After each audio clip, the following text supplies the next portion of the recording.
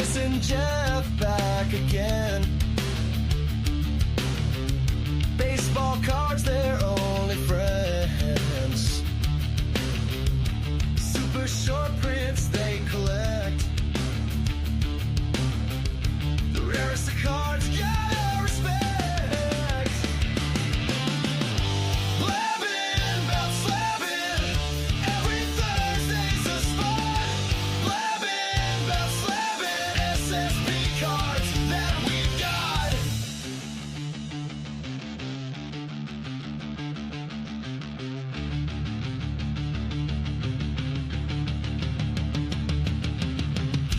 Tune in now, don't be late. Baseball cards, it's worth the wait. Chris and Jeff, they got the scoop on the cards with the best clues.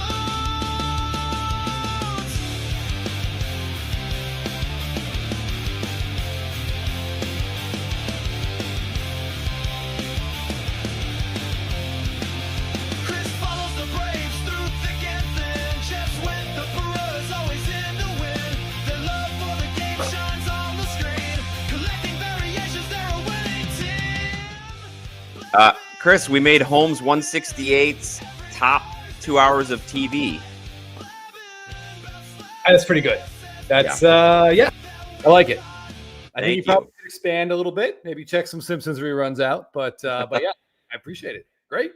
What's up, everybody? Welcome to Blabbing About Slabbing, another Thursday night. There is a Silverchair vibe to this, Wilsey. Nice. How's it going, Chris?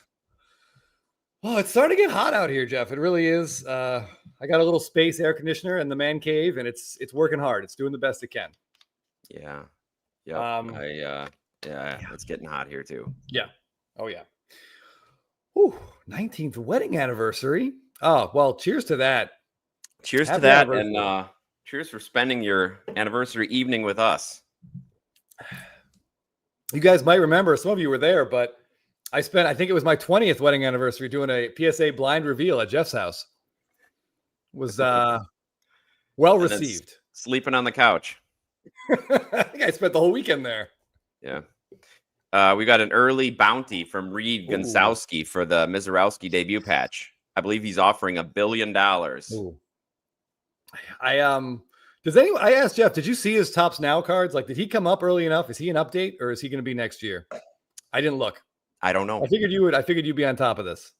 No, because I'm trying really hard not to buy any pitchers. Smart. All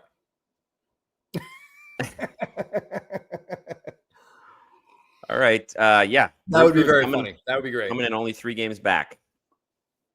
Are Yeah, these crowns in the chat significant? JD,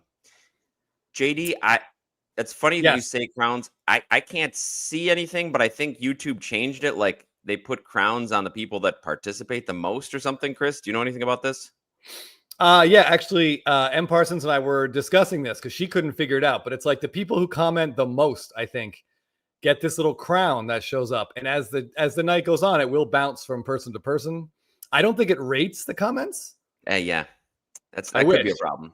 Yeah. Yeah. It's quantity over quality. Yeah, exactly. Yeah, Med City Brew is telling you not to look at any Mizorowski cards. Hands off. I won't do that to you guys. I promise. I've ruined enough Atlanta Braves careers. And speaking of which, yeah, yep. I know that you've got a nice pickup you wanted to show to the people. I do, and I have a trivia question that goes with it. Braves are playing the Mets, so I have a Mets prize for this little trivia question. But I want to give a quick shout out to Shelly the Turtle, who once again, he is Turtle Cards 13 on Instagram. He is an absolute. I don't know how he does this. He's like a card sleuth, or like he's like I don't know. He's a hunter. He's a card hunter. Maybe that's a better way to describe it. But I told him I was sick and tired of missing out on this Acuna card and like just low bidding and screwing myself. And he found me one within 5 days, Jeff, for sale on Reddit. Which I was happy to grab. So I picked this up, the 2020. Look at that. It's just a really cool image. This happens to be an orange out of 25, but honestly, like it's great, but just a beautiful card. Nice bold auto. So here's my question. The seller on Reddit had a very interesting username. It was a reference. It was a deep cut reference to a television show. All right. So I'm gonna tell you his username. The first person who can type in there, what TV show he's referencing. I'll send you a little Mets prize pack. Got a Mojo Mauricio rookie card here. I'm sick and tired of him getting extra bases against the Mets. And I'll throw in a couple other Mets cards as well. So here we go. What TV show is his username referencing? And his username is Lower Uncton. Lower Uncton. I wish we could play the Jeopardy theme song, Jeff. Can we get a spelling on that? Unkton. Not to be confused with Upper Uncton, which is also featured. There we go. Emophobic. It is Married with Children. It is from a 3-part episode, the budget for which I believe was $1,000, where the Bundys go to London and a small town attempts to murder them. And I don't even remember that series of episodes. Now I'm gonna have to go seek it out. Yeah, it's not a great way to spend an hour, but there's worse ways. Can I use it in a sentence, please? Remember, the Bundy men must be killed in Lower Uncton. There you go. That's the closest you're going to get. I tried to make my wife watch it. She literally got up and walked out like 6 minutes into the show. She's like, this is terrible. So Mike Petty guessed The Office and then admits that his favorite show is Married with Children. Oh, my goodness. All right, Emophobic. Shoot me a message on IG or get in touch with us via YouTube. There's an email address on the YouTube channel. Just shoot us a message with your address, and I will send you a little Mets prize package. Kenny Tomek, I believe it's 4 touchdowns in one game. I believe it's 4 at Polk High. Yeah. Yep. Yeah. Win the city championship over Ed Too Tall Jones. Shelly keeps posting about the spreadsheet. Is the spreadsheet working? Yes, we have a spreadsheet up in the Spitball and Patreon. It's not really. I'm sorry. No, it's not a spreadsheet. He gave me a spreadsheet. I have not pinned the spreadsheet. I need to do that, Shelly. I'm working on it. All right. Yeah. Hey, that's another good reason to join the Spitball and Patreon. What is this spreadsheet, Chris? Tell us a little bit about it. Well, on Spitball, we just have a chat where people who are in there can tell us what they're looking for, and we'll all sort of keep an eye out trying to find it. Shelly took the time this week to convert it into a spreadsheet for me, and he asked me to pin it. And as you can tell by the look on my face, I feel like a kid who got to school and didn't do his homework. I'm now being chastised. I have not pinned it yet. So okay. I will get to it tomorrow. It's not pinned. It's not pinned yet. Curator Chris was all over this. We did see the card go up for $20K. It's a bold seller because that same guy just bought it for like $12,400 and then just gets it, or I guess he sent it to the vault. It looks like it went to the PSA vault, although Jeff and I aren't sure. Or but PSA bought it from them. I don't know. Yeah, it looks like it went to the PSA vault and immediately put it up for. Jeff, do that math. 67% more than he paid. Good job. Good math. Gregory, thank you. This reminds me, Chris. I got a comment about my hair today. It's getting kind of long, and I got a comment. They said it's very Roadhouse, but they didn't specify what character from Roadhouse it was. So, I'm saying it's Dalton. It's coiffed like Dalton. I admit that the coloring brings to mind another character, but the coiffing is definitely Dalton-esque. It's not the tight curls of the prison guy. Mike got Ed O'Neill's autograph in a restroom at the Universal Amphitheater during rehearsals for Comic Relief. That's to dig into there, Mike, but good work. I won't ask what he signed. Will not ask what he signed. Right? Maybe he just initialed. Who knows? Mango Bango. Yeah, we've got a lot of people joining. Thank you, everybody, for joining. And Chris, I don't know if you noticed, but we're close to 3,800 subscribers, which is pretty cool. So if you haven't subscribed, please do. Put us over that milestone of 3,800. We'll feel better about ourselves. And thanks to the 600 of you who aren't burner accounts for Jeff and I. We really appreciate that. There are a couple of those. Oh, yes. Jim C. Goodfellas. I heard it too. Anytime, as soon as Jeff mentioned the word Roadhouse, I heard it in Peter Griffin's Family Guy accent as well. Oh, Forbidden Donut says Jeff Bridges and Blown Away. That's Okay. an underrated movie. It was. It is. Not Okay, for- Carson. as good an actor as Jeff Bridges is, Jeff. He struggled with the Irish accent, as a lot of people do. A lot of people do. Yeah, I know I would. So, But there was something else I wanted to mention here. JD Cards wants to talk about the 2025 Mookie SSP, where he's wearing his purple suit, holding up the trophy. Some mixed opinions on this. Glad he's got a trophy. Wish it would have been in the locker room or on the field, as Chris said. yeah, I was just looking to grab it, and now I can't find it. And that's something I really wish I had thought through before saying it out loud. Professor Dugout, yes, especially when I get up in the morning. It is very high. All right. I wasn't sure where we were going with that either. Already off the rails, Jeff. John's wondering if we should buy the dip on Wander Franco. Yeah, he only got 2 years. I'm not sure how much counts as time served, but did you see the mother in the case got 10 years? I did see that, and I really don't want to spend any time talking about that piece of garbage, but he got a 2-year suspended sentence, Jeff.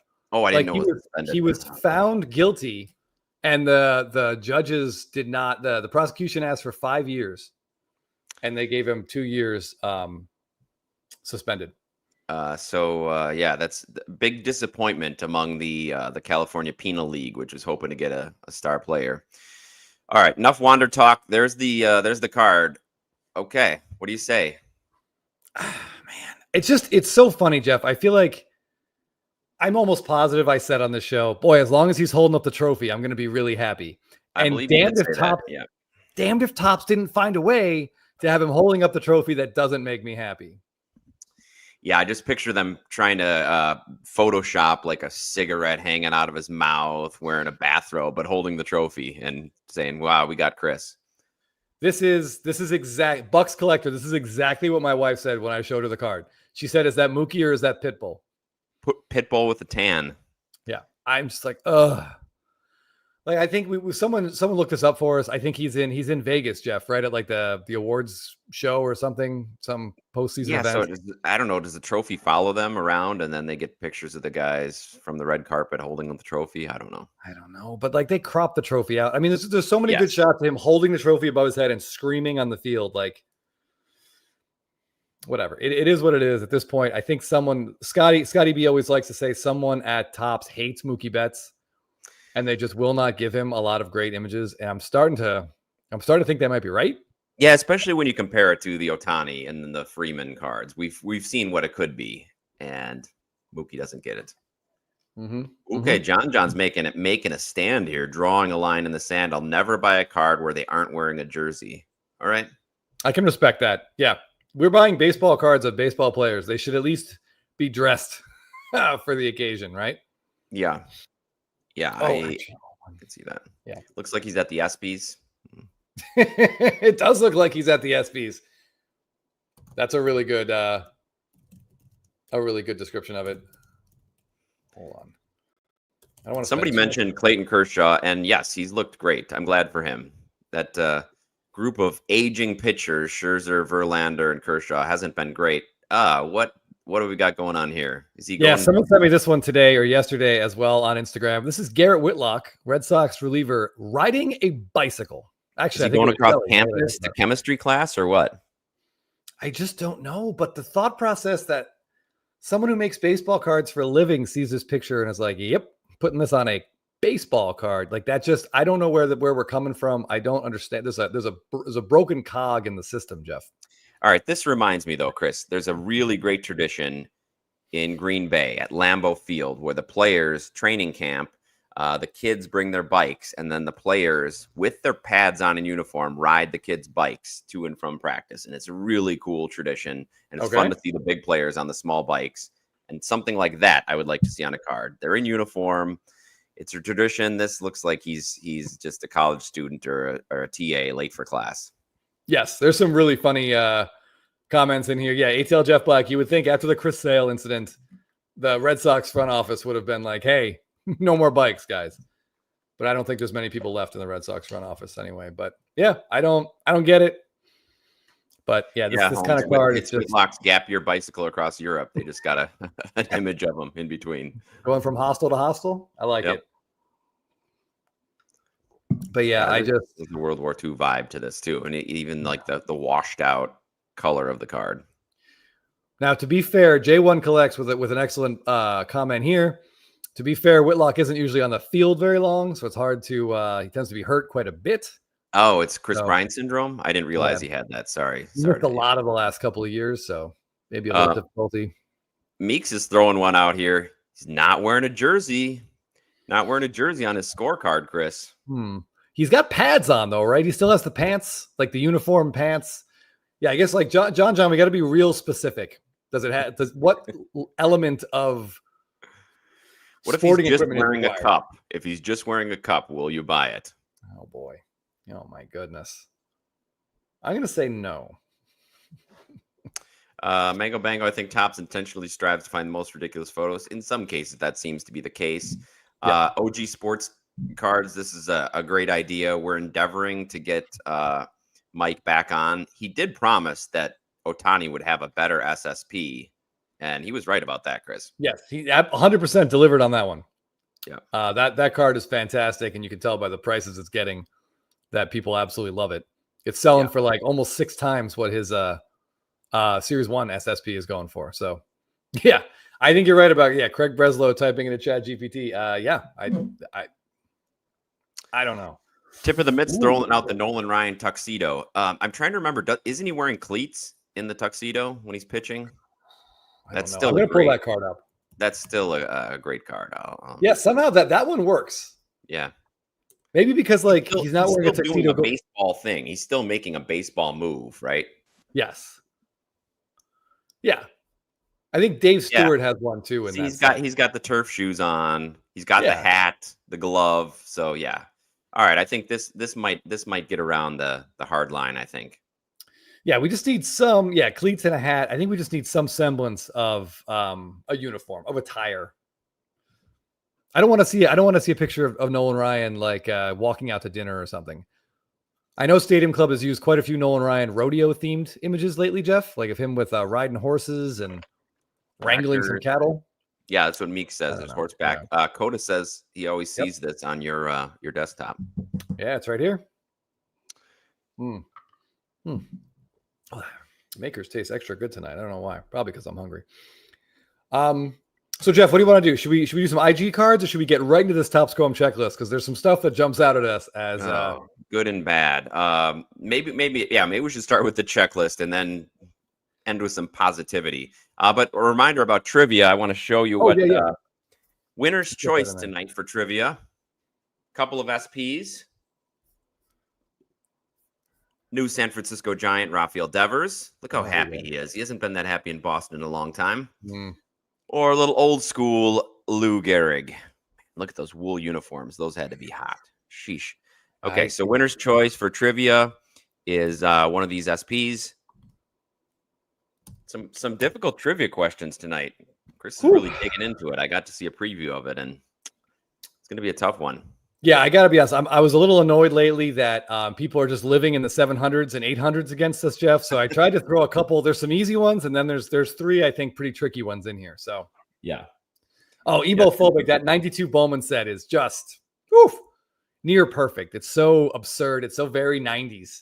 It's really absurd. Yeah. Cargo shorts and our Texas Rangers is already calling out his Lou. Yeah, the Legends SPs, and we've got a couple of them coming in coming weeks. So feel free to keep joining. Todd Jones, 1992 Bowman. I'm trying to picture Todd Jones. I can imagine he's got some nice cards in that set. I can't picture it. All right. The number one thing I want to say about, if you guys had a chance to check out the 2025 Topps Chrome checklist, there's huge news for Atlanta Braves fans like myself and ATL Jeff Black and Benor 14, if he's still here. That is 2025 Topps Chrome gives us the first Spencer Strider Topps Chrome card, Jeff. Yeah, and I hear it's just going to be a picture of his glutes, just like a close-up of his glutes. I think it's going to be the same picture they put on all his rookie cards. Probably, just that same image. They've got one card, yeah. Um, Yeah. Yeah. Sorry. 20. I just want to say July 23rd is the drop date for Topps Chrome. So we're about just under a month out for Topps Chrome. Yes. Yeah, and there's some interesting things here. I'm going to let's see if I can attempt to do anything here, Jeff. Mango Bango says there's so many subsets in this year's Chrome. Oh my God, a lot of inserts, Yep. extra parallels. Oh yeah. More Yeah, they actually more SPs. Oh yeah, they actually somehow, I don't know how they did this, but they're introducing a new parallel this year. Let me throw this in here. Here we go. Yeah. All right. Whew. That was a battle, Jeff. Just getting that in there. Good work. I can even read it. That's There we go.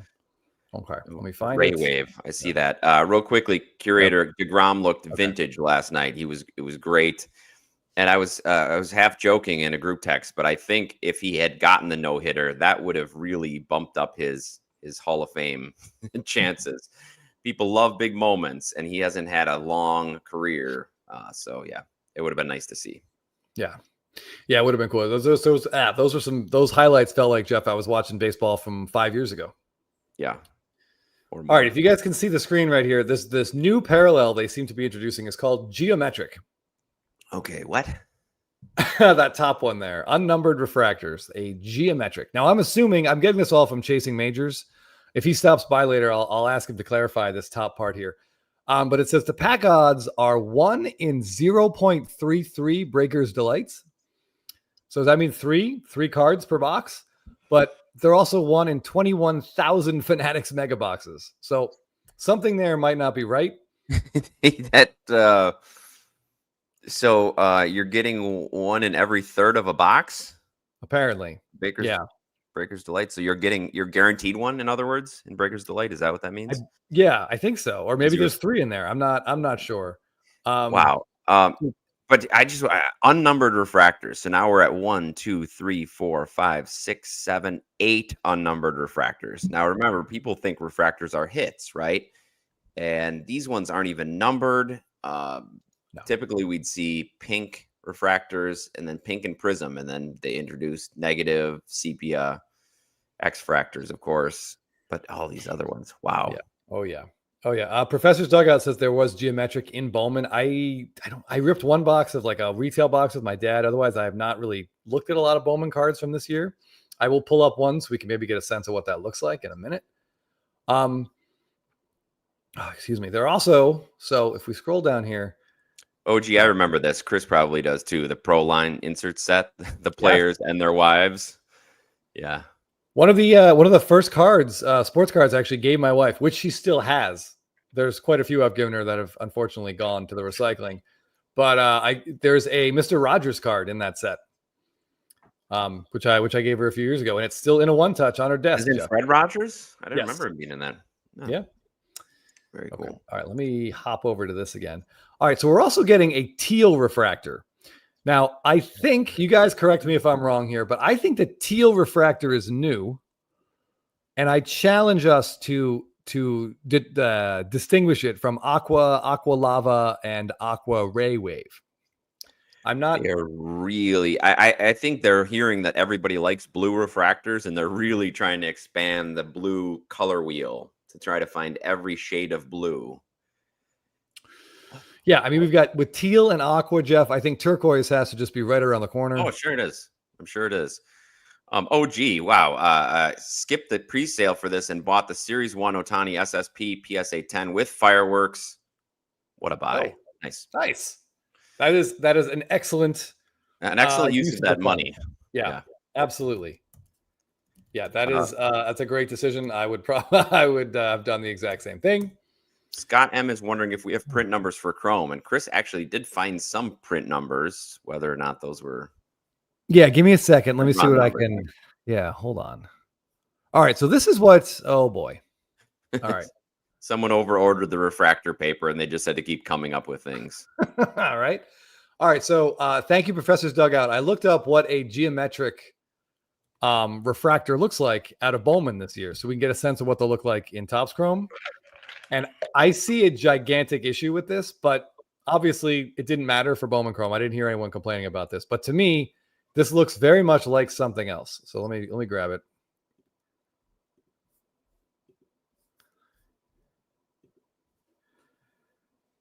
Like, isn't that just the superfractor pattern?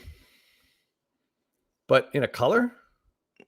Yeah, I don't know. Oh, yeah, there. From that view, it definitely looks like superfractor pattern. Yeah, I mean, I guess they're squares, so they want to call it geometry. Okay. I don't know.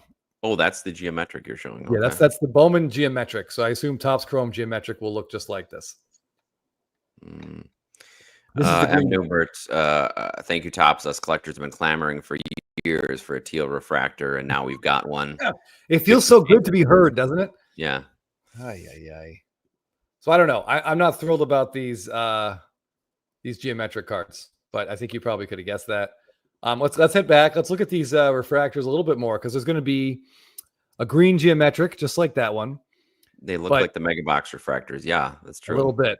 I think the gold geometric is going to look just like a superfractor. Let me see if I can find a Bowman one. Jeff, you want to discuss the gold refractors that we're seeing here? Sure. Let's get into that. OG, sorry to hear this if this is really you. Sports card collector, I don't mean to laugh, but that is colorblind. I have some color blindness in my family, but I thankfully do not have it. But it must be tough to see some of these parallels and try to decipher what they are. Tougher than it is for even those of us who can see all the colors. All right, yeah, let's look at the gold. All right, so we've got a gold geometric out of 50, a gold lava out of 50, a gold ray wave out of 50, the gold refractor out of 50, and the gold wave. That's 5. So if my math is correct, that means 250 gold refractors out of Topps Chrome. We're not even talking about the other Topps Chrome products, but that's 250 gold refractors out of this product alone. And once you get past the gold refractor, what differentiates the wave from the ray wave, the lava, the geometric? I mean, are any of them going to set themselves apart? I just don't know. I don't know. In a way, I almost don't mind if they want to spread out the greens, the blues, the purples, but I wish they'd leave the golds alone, Jeff. Yeah. I wish we just had 50 golds. Yeah, I wanted to hit, that brings up this question I wanted to hit from Card Enjoyer, Chris. Maybe we can talk about it. Genuine question. What would be the solution to providing cards for a growing hobby that doesn't involve creating new parallels? And this is definitely a catch-22. We've talked about on Spitball, and we've talked about a little bit about it here. What do you do? What do you do? Yeah, Card Enjoyer, that's an excellent question. And it's one that we've talked about all the time because they want more people buying this product. And as people in the hobby, as collectors, we want more people in the hobby, but they have to put cards in these packs that are different. And so they're going to create more parallels. And I'm okay with it. It's fine. We've sort of accepted it. There's going to be more autos. There's going to be more colors. There's going to be more whatevers. But I just wish they would leave certain things alone. Like, for example, as I was saying with these golds, like if it was just golds out of 50, golds have been around for a long time. I think they first put them in like 2002, Jeff, but they were unnumbered. Yes. They started being numbered to 50 like in the 2009, I think was the first. And then they really just sort of stuck with it. They've been gold to 50 for almost 16 years now. And yeah, I just wish they would leave the golds. Make right. The golds yeah. So the golds are out of 50, but then if you want those other 200 cards in there, make it like, I don't know, neon yellow or something, or goldenrod or cornflower. Get those in somehow. We know they've got to make hits or what they're calling hits because that's what people want when they open the packs. They don't want just a bunch of base cards. So I get it.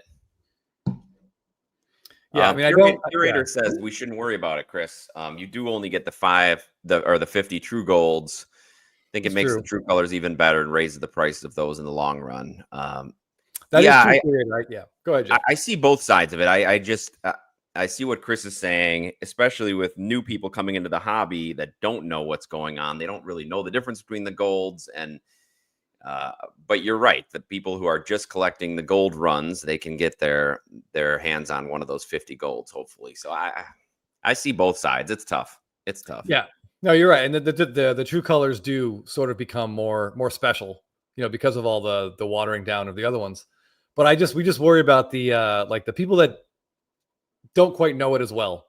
Like we hate the idea of the casual collector thinking that a gold ray wave is the same as a gold refractor and paying way more for it, than they probably should. Stuff like that kind of bothers me. But they do. You're right. They do have to expand this. And, But what and they also, Michigan go ahead. Cards and Graphs brings out Yep. another idea. Okay. Right. As Chris was saying, this is the Ooh. first product that we're getting Spencer Strider in. So why not, instead of having a 300 number checklist, maybe have a 400 player checklist and we get more cards? That'd be a way to do it without diluting you wouldn't have to dilute the hits of the current players that you have in there. Yeah, we did. They did bump that up to, I think 300. Jeff was the last. I'm sorry, last year was the first year they went to 300 for Topps Chrome. Yeah.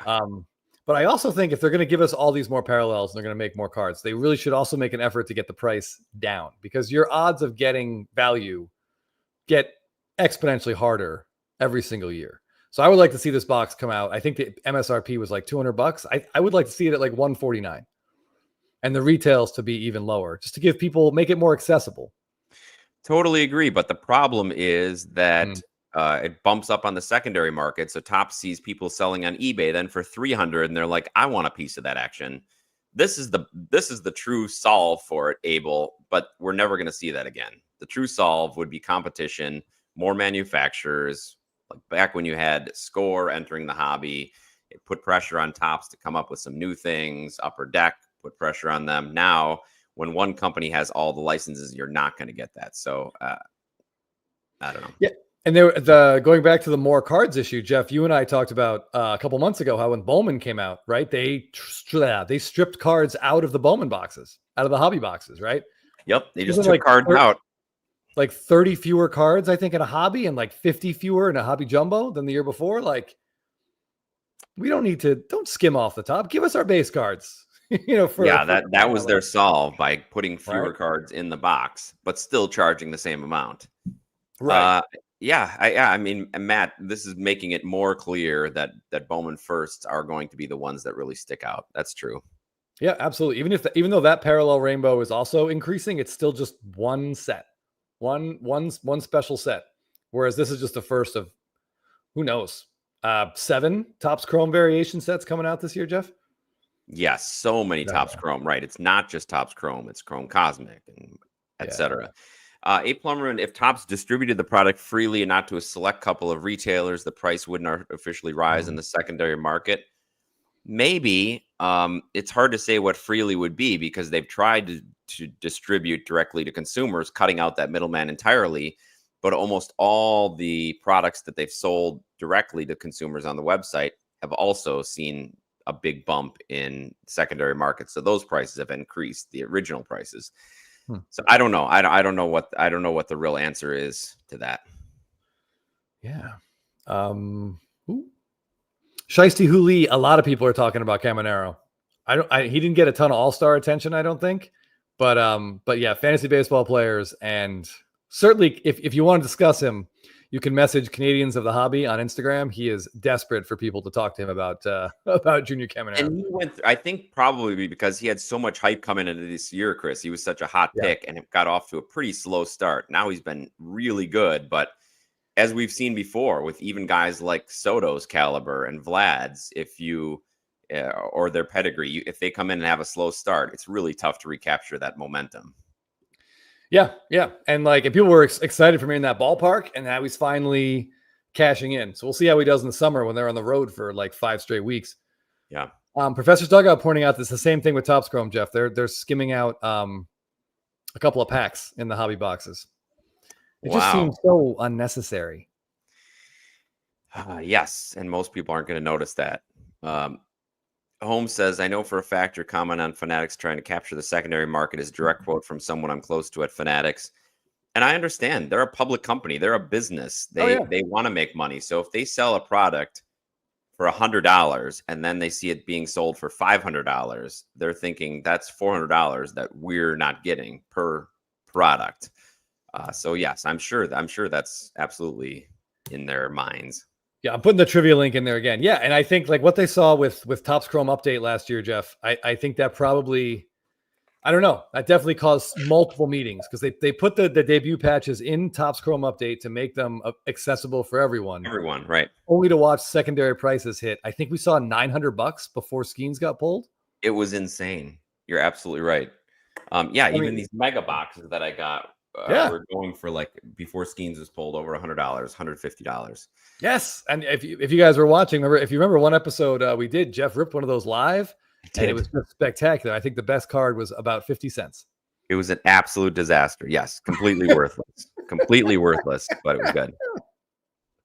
Hold on, Hey, I have to just- our sometimes you- host Jake is stepping into the chat and coming right in, and flattery will get you everywhere, Jake. Yes, we'll have you back on the show soon.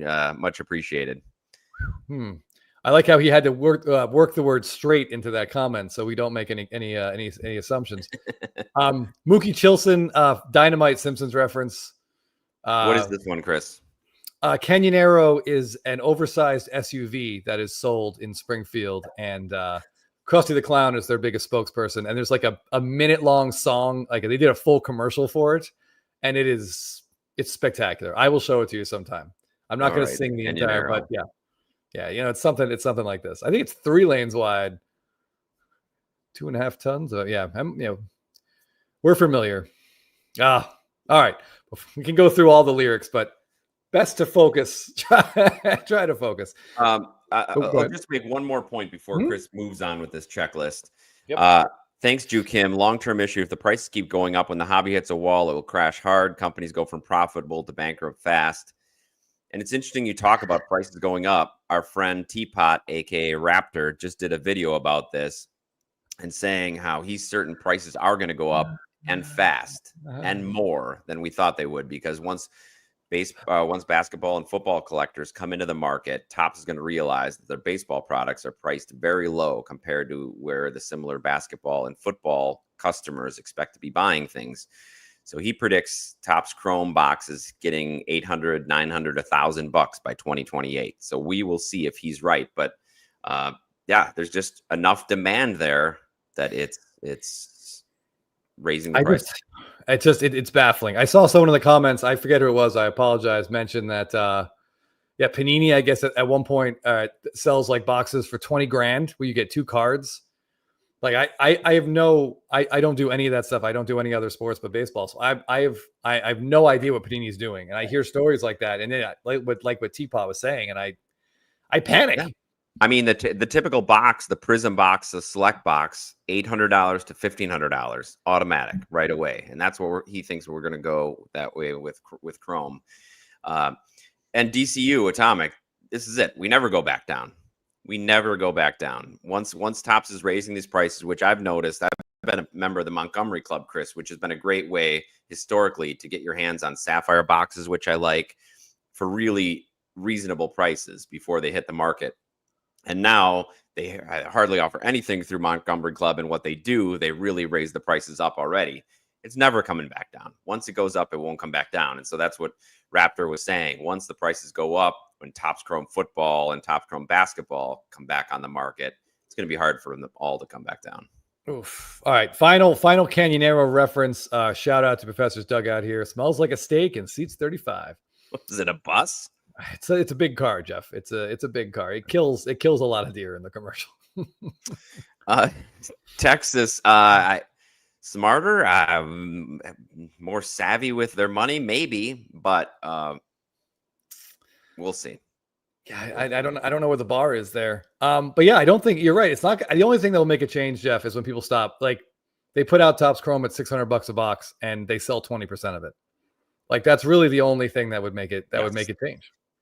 Yeah, and Holmes, you're right. As of now, it's a small fraction of Fanatics, but why Fanatics loves it is because the margins can be so high. They can be so much higher than on the apparel side. So, that's why they want to 10 times the card market, because that's easy money. Jeff, what's it cost them to print a card of the Pope? 2 cents? 2 cents. They sold over 100,000 copies at an average of what, $8 to $10 a pop? That's just an ATM machine. Yes. Yeah. And no strip club fees either. Like just a straight, you're at your own bank ATM machine. Okay. All right. Back to this checklist here as we're still drowning in parallels. I did Cardboard Showcase, made an excellent point about 10 minutes ago. I wanted to scroll and get to it. Sounds like something he would do. Yep. Well, he knows what I'm excited about. It's just, black geometric, black lava, black ray wave. It's just too much. But anyway, don't worry, guys. The Frozen Fractor. Frozen Fractor's back. All right. But Yeah. Chris, it doesn't have any numbering. Are we going to get the negative numbers on that? That's a good question. I don't know. I assume A missing number there. maybe like Not maybe out when of he did negative like 5. maybe when he did the out of and the -5, like because the fraction can't exist. The system just wrote that dash. I don't know. But I hope Yeah, they work Shelly, on their, we've not gotten to the SSPs at all yet. Yes, getting but there. Acuna's going to have one. Oh yeah, and I do want to point out that I am personally hoping the Frozen Fractor, Jeff, does not change the artwork. We'll call it, because I always enjoy seeing that. I will not get into any more detail, but I'll let you guys on your own go look at those if you want to. They Don't do they it. look interesting. We'll leave it at that. Okay, obviously, this section here jumped out at Jeff and I, and I'm sure it jumped out at Shelly as well, and a lot of other people out here. So last year there were 20 image variations. 20. And this year there are 50, which I think, Jeff, is the most they've ever put into any set outside of like Absolutely. flagship. Yeah, it's the most they put in, and this is another way to expand that checklist, to expand the print run, and still have more hits. And I want to be the parallels. I was gonna say, I'm completely fine with this. Like more of these, it's a great idea. Slight caveat: I don't want to see Shohei Ohtani on a bicycle, Jeff. I don't want to see Jose Ramirez going into the Players Gala. I don't want to see Nolan Arenado like going out to dinner with his wife, or Freddie Freeman in the back of a pickup truck. All right, they better make these interesting, but not stupid. Yeah, you want them to stand out as being unique images, and 50. That's a lot of pictures. That's a lot of images to choose. Chris, you said you're okay, but Seven's bringing up this. Are you okay with speckle SSPs? I mean, because it's all speckle. It's all speckle, and I don't love them, but I've sort of accepted it. It's they're just going to keep making them. So yeah. Jeff, how do we pronounce this word again? I think it's took. Like the past tense of take? Yeah. Huh. Okay. All right. Any Canadian friends, you can tell us. All right. Fair enough. Yeah, I basically adapted to the speckle situation, and for full, I guess they speckle the SPs. The SSPs do not get any parallels. There's no speckle there. Those are the ones I'm really interested in. There's a couple names on there that I am going to talk about when we get down there. But this list of 50 image variations, Jeff, it's pretty good. And I do like that they didn't go like crazy rookie heavy with it. There's a lot of just like star players. It looks like they tried to get someone from each team, or at least mix it up a little bit. Yeah, I'm glad they didn't go heavy rookie, because the rookie class is not that strong. It's not, at least as of right now, it doesn't look that strong outside of James Wood, who looks like potentially a superstar in the making. But I mean, it's cool to see guys like Jose Ramirez and Arenado and Corey Seager. Machado, by the way, this is only his second Topps Chrome image variation that he's ever had. He's been in the league for like 15 years. Brent Rooker. I mean, some people are going to like Jose Altuve, and that's totally fine. I like seeing Jackson Merrill get a second year one. Hopefully the Gold Cup is on there. Yeah. Devers gets one.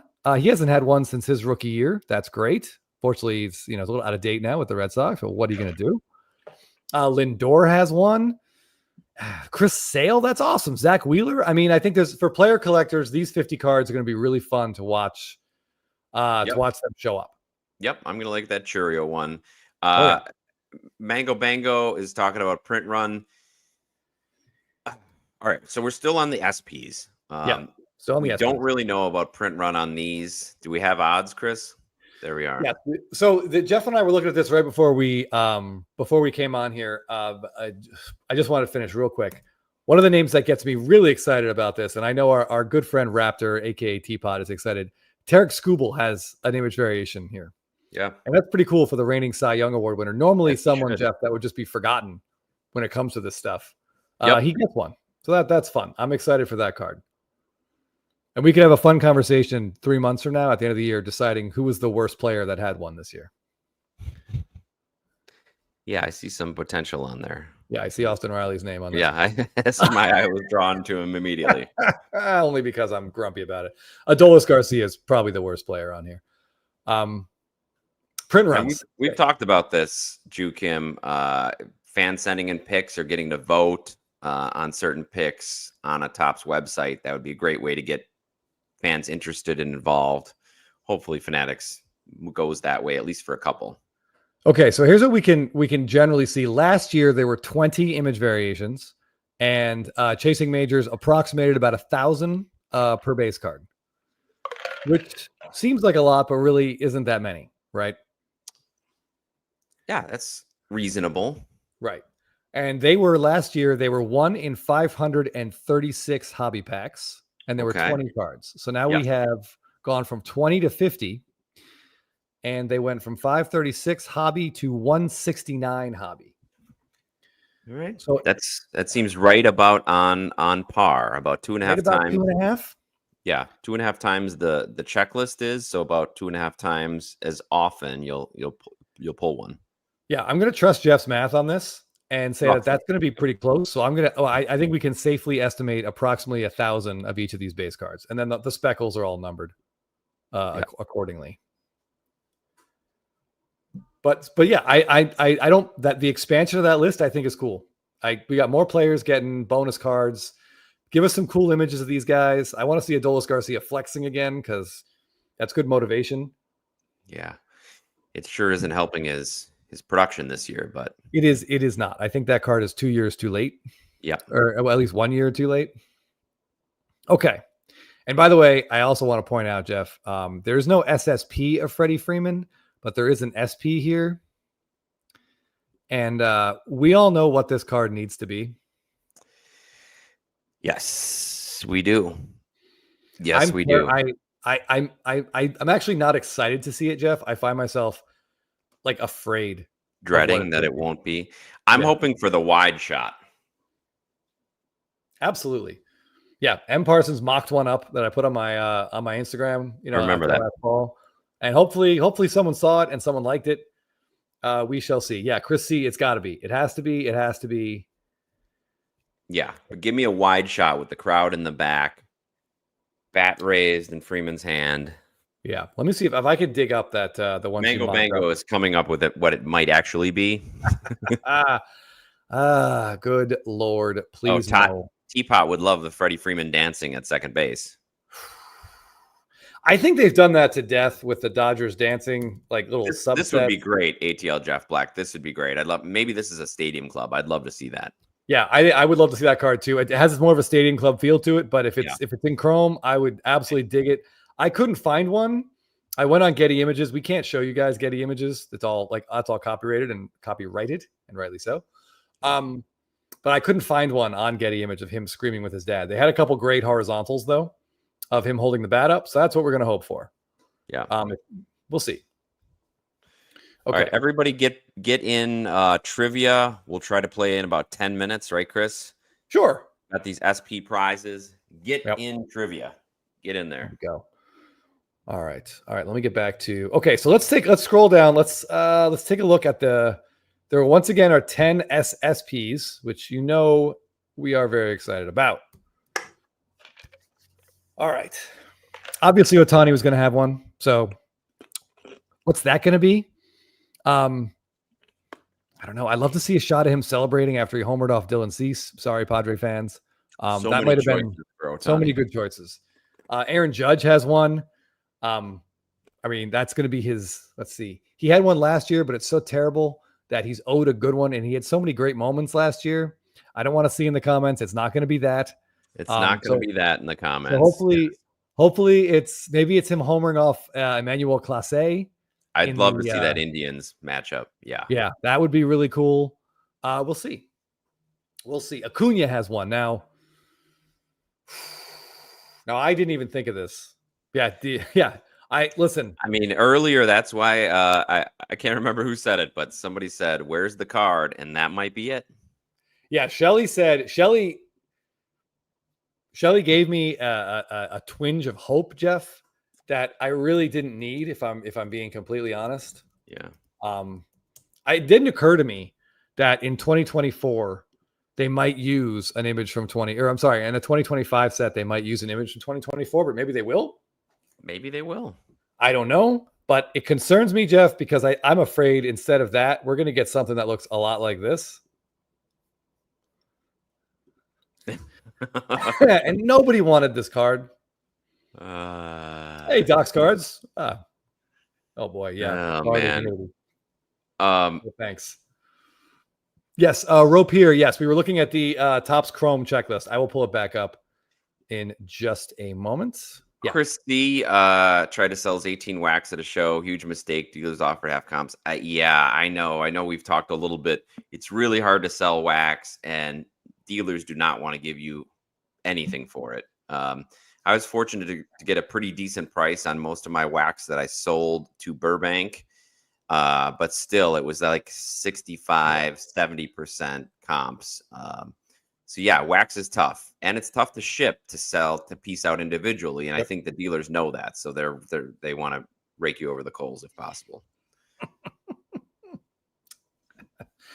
Will Z with by the way, if anyone can get the reference, the 80s movie reference that Will Z Sports Cards is dropping into this, someone's got to get it. It's a pretty good reference, I gotta say. Yeah, D3C Sports Cards. We can maybe we should chat when the first one shows up for bids. I'm just hoping it's something cool. I get worried, Jeff, because he didn't do much last year, except he was clearly exhausted from playing winter ball. He came in, his bat was slow, his feet were slow, and then his knee gave out. So maybe they did. Maybe it is a picture from 2023. See, you can hear my voice, Jeff. I start to get excited. Yeah, I know. I have to push it down. Let's just wait. Just wait. We got to wait. Push our feelings down.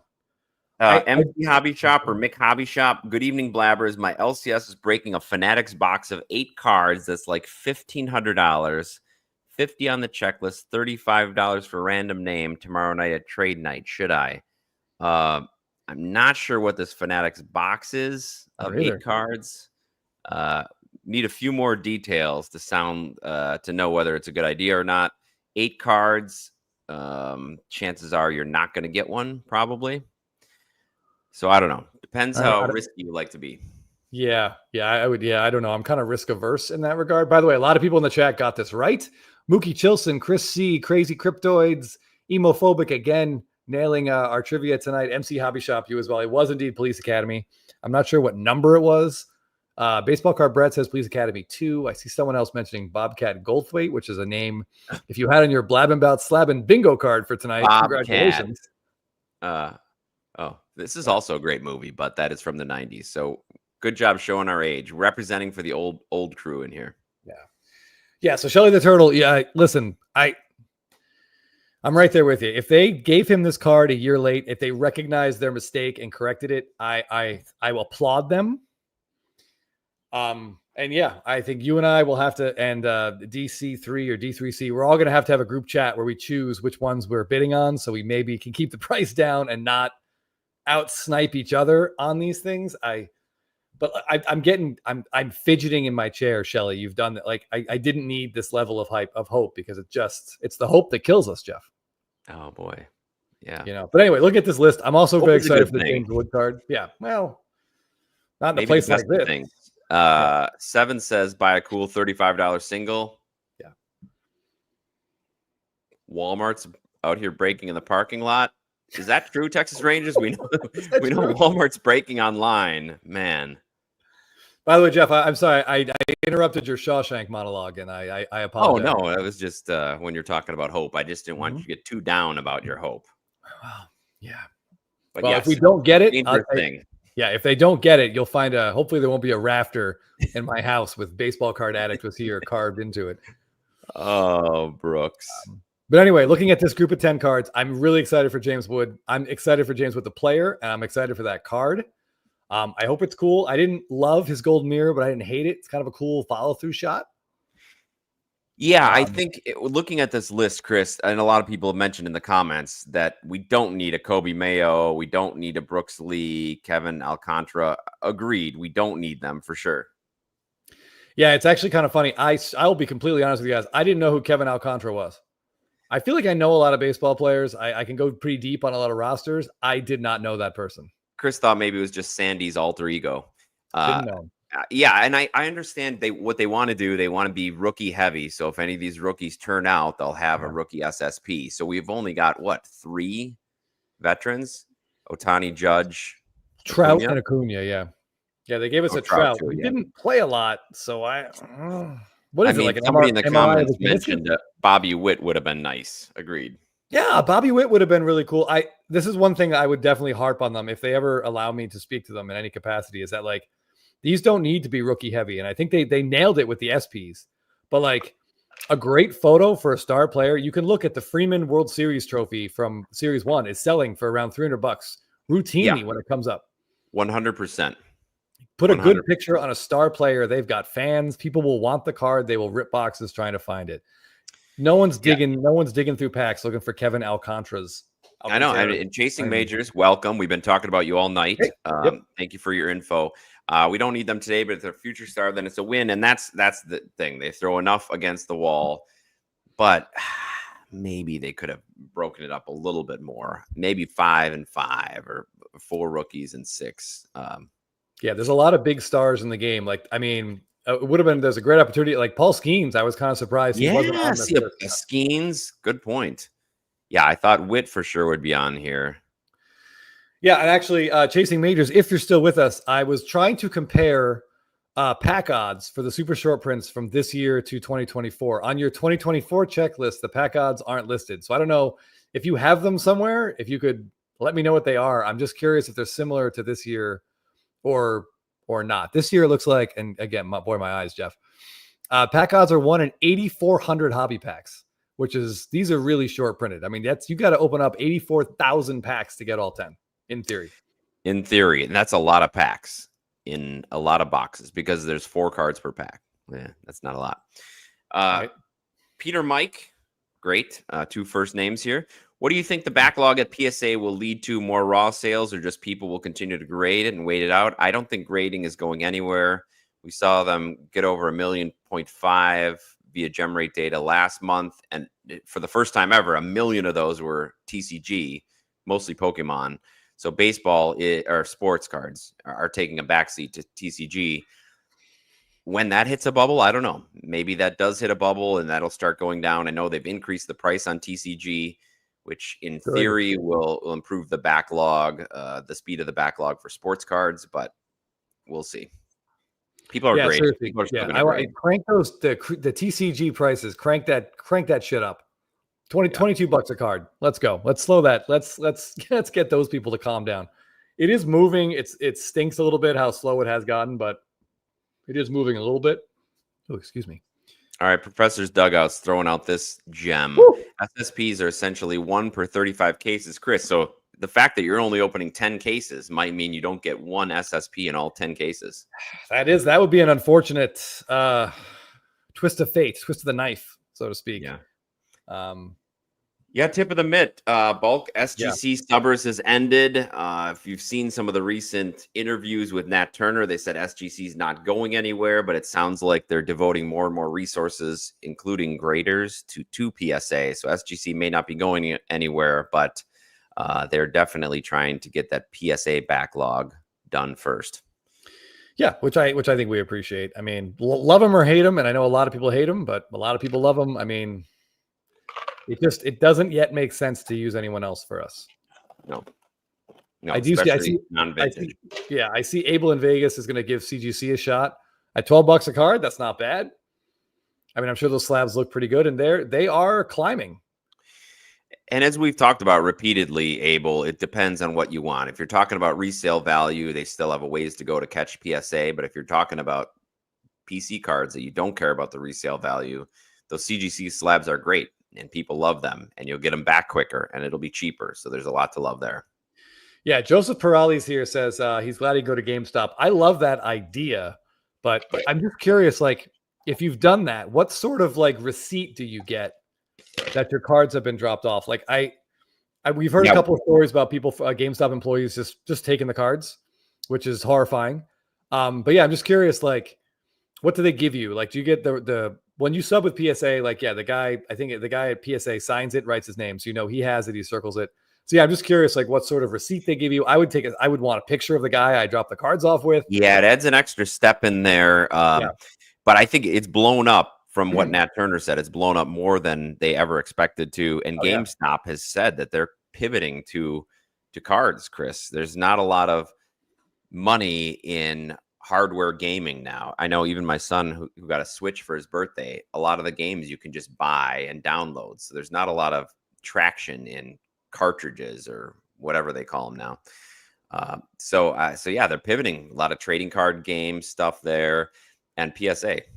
That's it. I gotta tell you, Jeff, quick deviation from cards. So when my wife and I were in Austin, Texas, 2.5 weeks ago, and we went into a toy museum there because the Yelp review said it had great air conditioning.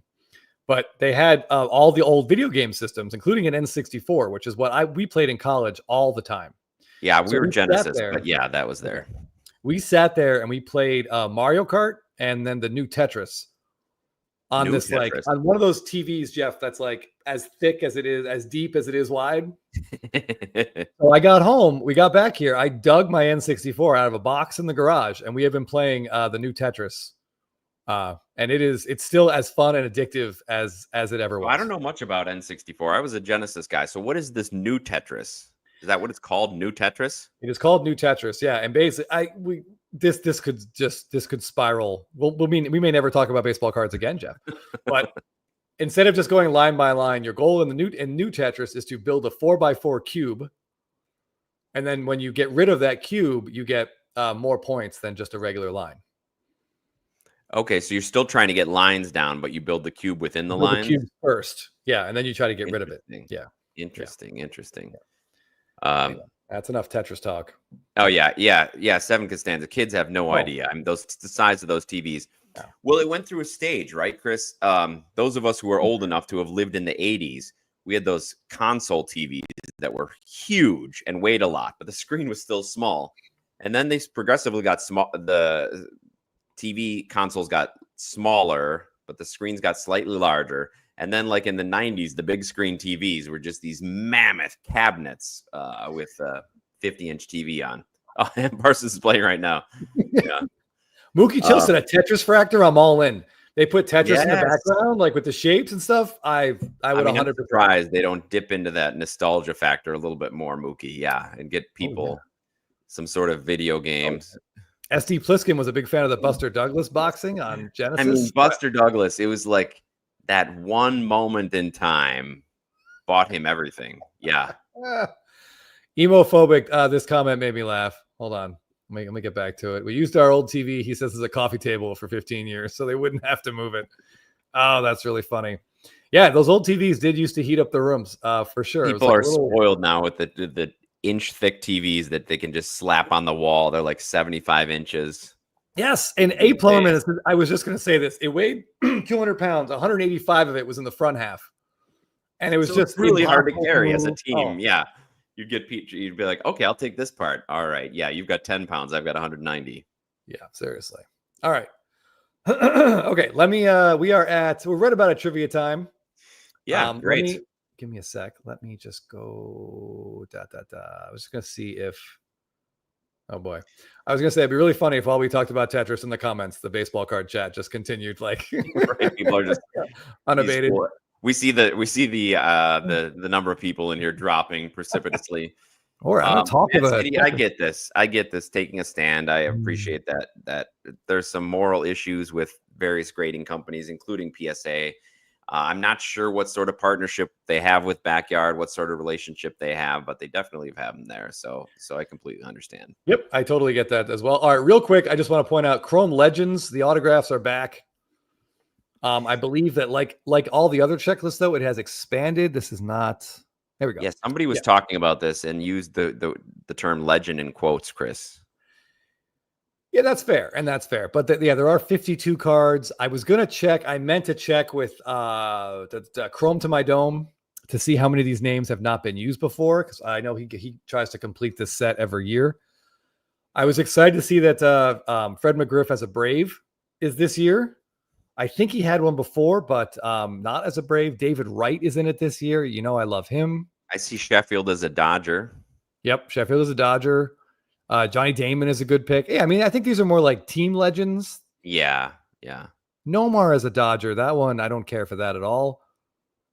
But yeah, there's some pretty good names in there. Steve Carlton. I like the Will Clark one too. That's a cool name. Yeah, if anybody could put that trivia link in one more time, that would be great. Yeah, let me try that. Yep. And I also see these chromographs. Yeah, what's that? No idea. But it's another hit. Yeah, Chano Park. Yeah, it looks like it's just another hit. It looks like these are autographs of current players that are not rookies. Okay, current. Wait a minute, not current Nope, players. not I see current. like Frank Thomas, Don Mattingly. No. Yeah, And Johnny some more Bench. Okay. legends I see, but yeah, it's got Churio and Yelich. I'm interested to see that. Yeah, I'm not sure. I couldn't find any images of this set, so I don't know what they are exactly. It says chromographs, which sounds like, if you asked a 7-year-old to name an insert set from Topps Chrome that had autographs. Right. That should be on trivia next week, Chris. Yeah, the chromograph. The chromograph. But I mean, yeah, this just looks, if you remember, Jeff, there was an ill-fated, short-lived insert set in Topps Chrome with autos, and it was like, I think they called it like Topps Chrome veteran autos, and it was led by the likes of like Luke Voigt. Oh boy. And like the cards were selling on the secondary market for like under $10, and yeah, it didn't go well. Imagine buying a hobby box and that's your auto as a non-rookie Luke Voigt card. Not that a rookie would. JD Cards mentions I didn't remember Nomar was a Dodger. That's why I lose trivia. Yeah. It bugs me that Nomar does he does Dodger broadcasts. He's like part of their TV team. Oh yeah, he's big. He's big out here. And he really, I guess he's from out here, but still, he's so associated with the Red Sox. Yes, I don't mind that. I mean, wasn't he on the A's as well? I don't mind that they mix up some of these. I'm still waiting for a CC Sabathia as a Brewer auto. So yeah, I definitely need that. These. It's fun to see. Okay, Seven Costanza. I'm sorry, Seven Costanza. Just a reminder: the release date is July 23rd. Thank you. So we got about a month. Yeah. Yep, we're about 1 month out. Yeah, Forbidden Donut. I get it. It's a tough pill to swallow for sure. A Plumberman says they have a chromographs in basketball. Nothing special from what I can see. Just a dumb name. So we'll see. We'll see. All right, everybody. Let's get into this. Yes, so let's do it. I'm curious how this one's going to go. Like we said, try to mix in a couple tougher questions. Getting really annoyed at how easy some people are making this. We've got some really intelligent viewers. We do. And yeah. All right. Last thing I'm going to talk about before trivia, Doc's cards. I am very excited for Acuna in the Derby. He did it in 2022 and his batting practice pitcher came out and was like throwing cutters at him. So hopefully he's got someone better. I hope not. I don't know. Hopefully he's got someone better. As soon as that, I mean, it's in Atlanta. He wants to be there. He wants to represent. I would kill to be out in the chop house or out in left field. Just try to snag. Oh, I'm just gonna say it, just to kind of grab some of his balls, Jeff. Maybe you should. Maybe you should get out there. Have you thought about that? It's a little tough.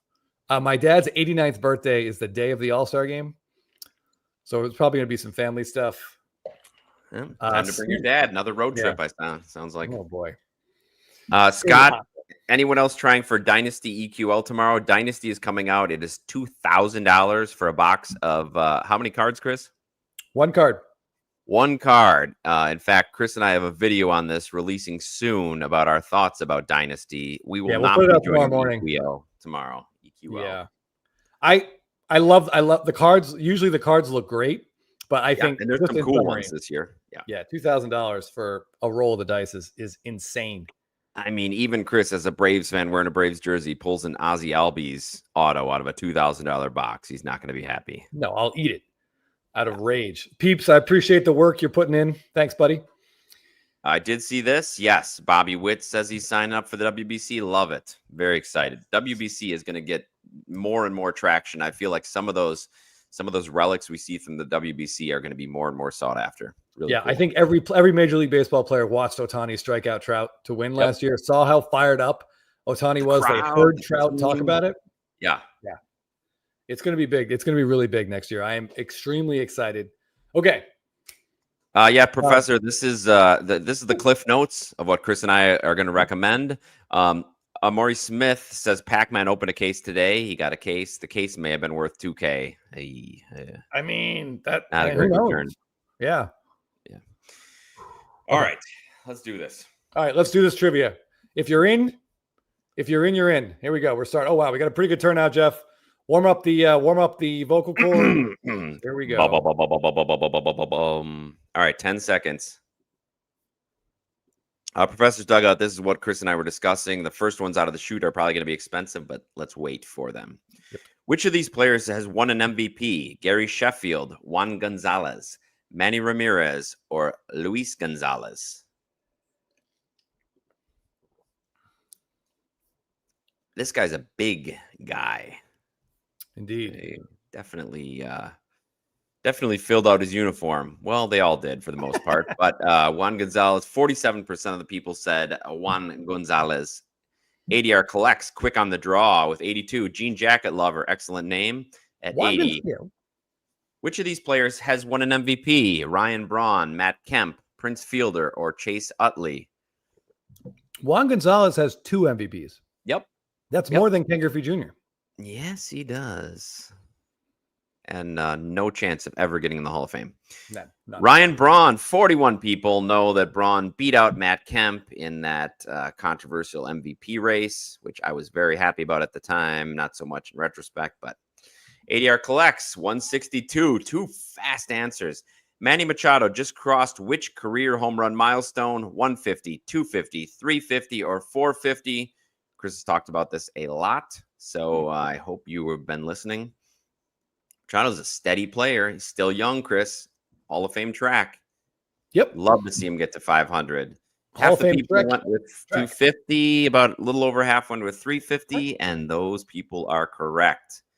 ADR collects another fast on the draw, 244, a man on a mission or woman. This 2018 Ronald Acuna Jr. Stadium Club rookie is an image variation of which base card? Freddie Freeman, Ozzie Albies, Hank Aaron, or Dale Murphy? This is the variation of which base card? It just makes the card cooler, I think. Yes. It's a definite tie there. Okay, 49% of the people said Hank Aaron, and you guys are correct. M. Newbert. Oh, there we go. Oh, gee, I love it. Who's the third Orioles rookie on this 1982 Topps card? Eddie Murray, Rick Dempsey, Billy Ripken, or Cal Ripken Jr.? Hey, my hair kind of looks like those guys. It All does right. a little bit. Not the guy in the middle, probably, but that is Cal Ripken Jr. 61% of the people said Cal, and yes, he was a I bet future those. star. Yeah. Yep. M. Newbert. Ooh, 2-point lead. Cardboard showcase right on his heels. Who's the other guy on Aaron Judge's 2017 Heritage rookie card? Was it Clint Frazier, Tyler Wade, Tyler Austin, or Greg Bird? You can see right there, there's a little clue about being a first baseman. Who was the first baseman on there? I wanted to do this the other way, but Jeff, it was Jake who told me it's got to be this way. The other way is too easy. Oh, if you what? If you do what? Oh, if you take away Aaron Judge? Yeah. Cardboard showcase pulls into the front. The answer was ADR. Tyler Austin, by the way. Sorry, I talked through the answer. What borderline Hall of Famer is the fourth guy in this 1977 Topps card? Is it Harold Baines, Dale Murphy, Darrell Evans, or Dave Parker?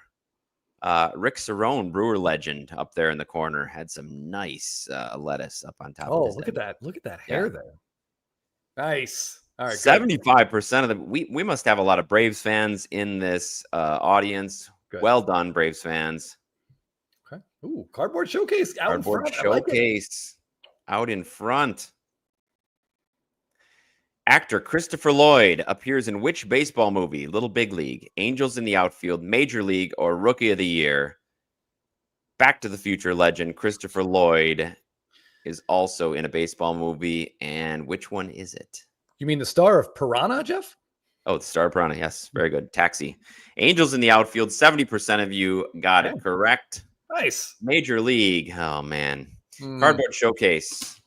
580. ADR collects right behind with 551. What is this 2018 Shohei Ohtani rookie card from? Is that Topps Series 2 SSP? Is it Topps Employee Base? Is it Topps Complete Set Variation? Or is it from the Topps Team Set? The helmet looks extra photoshopped. It does. I think this is the same shot they ended up putting in Finest, but I'm not 100% sure. Oh, yeah, just a little further out. Ooh. Only 22% said Topps Team Set, and you guys are correct. ADR Collects pulls ahead of Cardboard Showcase. In The Naked Gun, which Hall of Famer does Leslie Nielsen tackle on the field during the movie's climactic baseball game? Ricky Henderson, Tony Gwynn, Wade Boggs, or Reggie Jackson? I must kill the queen. I must kill the queen. One of the best 25 minutes in movie history, Jeff. Reggie Jackson, 68% of the people got it correct. I like the one person who said Tony Gwynn. That would have been great. But it was Reggie Jackson. All right, let's see what we got. Your winners are Cardboard Showcase. Well done, 640. That's a really good score on this. 647, slightly ahead with P. Craig 75. And first place, ADR Collects, 691. Congratulations, ADR. Very well done. Whew. Yeah, there's some tricky ones in there. I did want to say, Jeff, I think Christopher Lloyd was about the same age as the actor who played Harris, the starting pitcher in Major League. It's so funny that you say that because that's exactly who I was picturing. He could have played a Harris. Yeah, he definitely could have played that role for sure. Yeah, with all the Vaseline everywhere. Yeah. All right, ADR Collects. Let us know. Email one of us. Find us on IG. Which of these babies you want? Giants legend Rafael Devers or the luckiest man in the world, Lou Gehrig. Yep. There's some really interesting position swapping there at the end. I know P. Craig 75 is a huge Freddie Freeman collector. I always like to see fellow Freeman fans do well. Cardboard Showcase had a good turn. I think the movie questions got him. I'm not sure. Maybe that's what it did. Christopher Lloyd, not related to Brewers legend Graham Lloyd, who is from Australia, Chris. Is that right? One of the Australian connections that the Brewers had. Oh, he won a lot of World Series rings with the Yankees. I remember that. Connor McCall, thank you for this, Chris. I was promised a Mark Whitten answer this week. That's what it was. We couldn't remember what we said. All right. I'm going to write it down so I don't forget. We'll put a Mark Whitten in there next week. Shout out Connor McCall. Thank you. Thank you. David O says Christopher Lloyd was in 8 Men Out too. Well, that wasn't one of the options, thankfully, no, by sheer yes, I'm not in it. Good fortune. That's what she said. Finished in the top 67. Well done. Hey, there you go. Not bad at all. I mean, not great. Let's be realistic. But yeah, that Ohtani card, Jeff. Man, if they just put that image on US1 on that first update base card, what a huge card that would have been. But they buried it in that silly team set. Yeah, that or his rookie debut at least. Cardboard Showcase. Would have won it. Missed the team set Ohtani question. I knew it too because I have that card. I just picked the wrong answer. I know you do. Yeah, I've definitely seen that card on your page. Hold on. I thought I had grabbed it just in case. I thought there was a chance, Jeff, we would get challenged on it. So I did pull up a shot of it. It just seems so silly. So that was in like those little cardboard team set packages you could usually buy at the stadium, if I'm not mistaken. Yeah, I was wondering where they sell it now. Is that the stadium? Yeah. It's a weird choice by Topps, but I feel like we say that all the time, don't we? Yeah. So Sleepy Bill Burns and 8 Men Out. How about that? Doc's Cards, 12 hours at Universal Orlando today. Well done. Jeez. You were a trooper, my friend. And we really appreciate that type of passion for the show and willingness or excitedness to talk about cards. Hopefully you didn't short any of your kids like Jurassic World time or anything, so you get back. Hopefully your kid's sleeping by now after 12 hours there. Yeah, this is what bothers me, Crazy Cryptids. I feel like they could have done a better job on the helmet. I love the swing and love it's a batting image, but they could have done a better job on the helmet. Yeah, it does look like. Yeah, I don't know. Oh, I'm not in the right one. Here we go. Let's get. Yeah. I know the coloring is weird. I don't know. Did they Photoshop the image? Probably, right? Yeah. I bet there's a Team Japan shot, and they just put like a. Yeah. Yeah, 100%. They could have done better on the helmet. They did good on the jersey. Yeah. Curator's leaving us. Chris, this reminds me we have to get our affiliate link. So Curator of Cardboard could have clicked on our affiliate link and went and spent some money on eBay after watching our show. But thanks for joining us. That reminds me too. Let me just take a moment to write a note to myself, Jeff, to pin that spreadsheet from Shelly the Turtle. Well, yeah. I think M. Parsons probably has it done for you already. I hope so. She certainly knows I lack the capability. But anyway. Ooh, Coltron. That's a great I enjoy an 80s O-Pee-Chee hockey reference anytime I can get one. Is there anything else about the Topps Chrome checklist you want to talk about, Jeff? I look forward to seeing more examples of cards. They haven't shown us too much yet. A couple of the autos I think Topps has shared, but that's about it. I don't think so. Okay. Yeah, I mean, there's some cool. Let me just show. Yeah. Let me show one thing. I saw this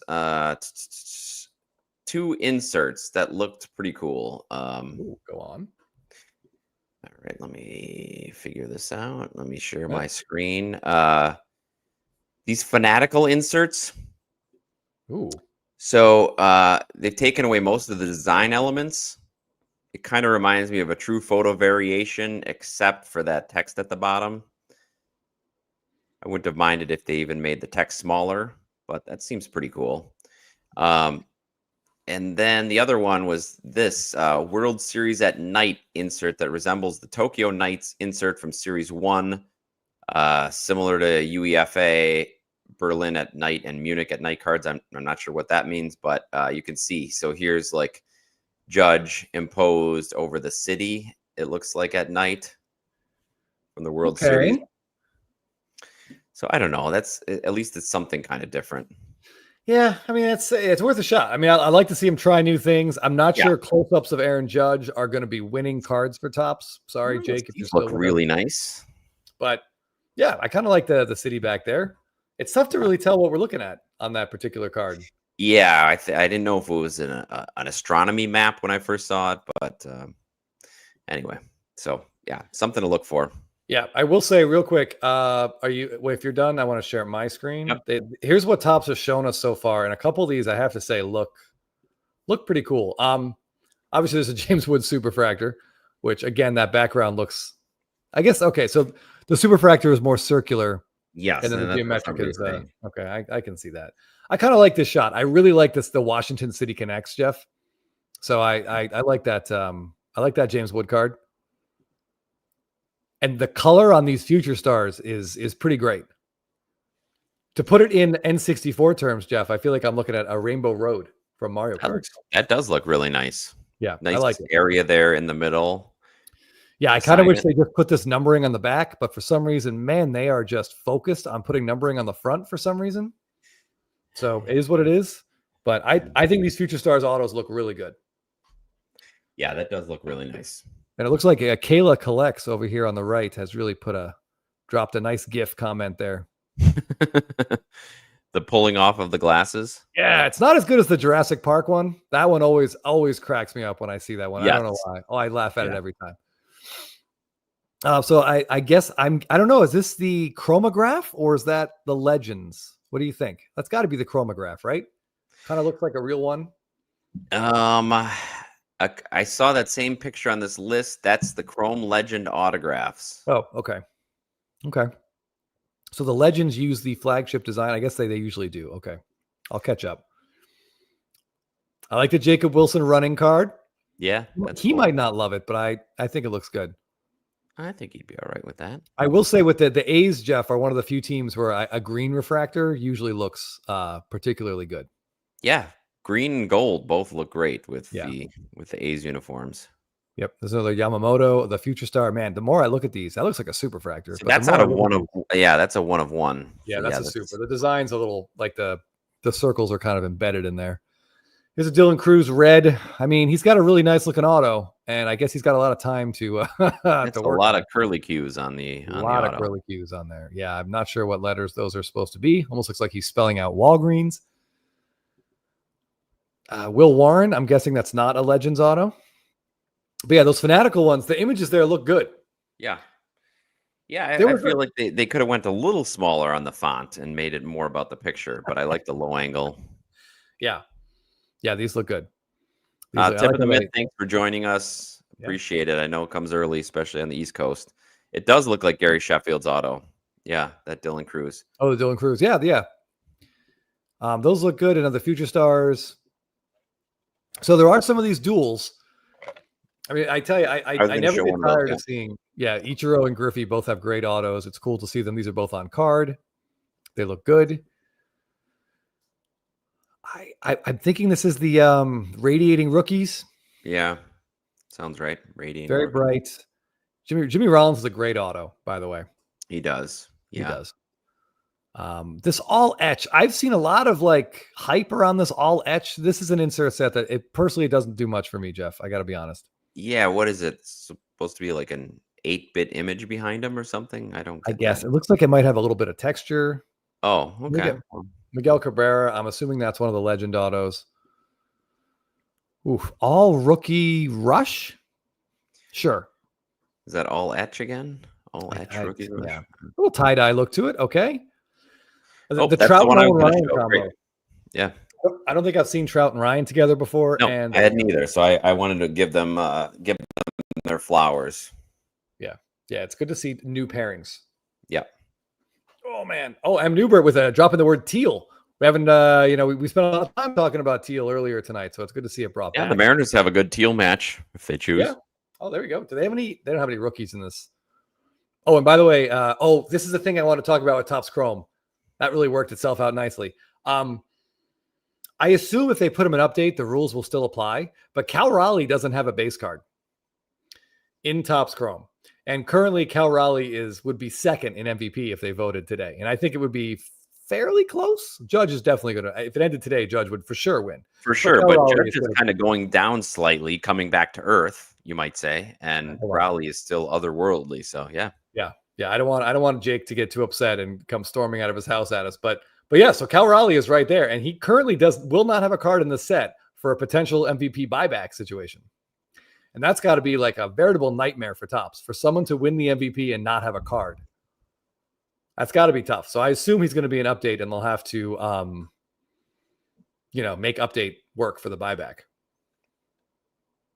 If he were to win it. I don't know. Yeah. But it'd be a fun situation to see it play out. Yes. Kind of like if Marcelo Meyer wins Rookie of the Year and he won't have a Bowman red logo card. Yeah. Yeah.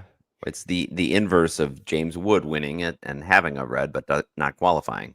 Right. Yeah, exactly. Oh, Chris C., what a great idea.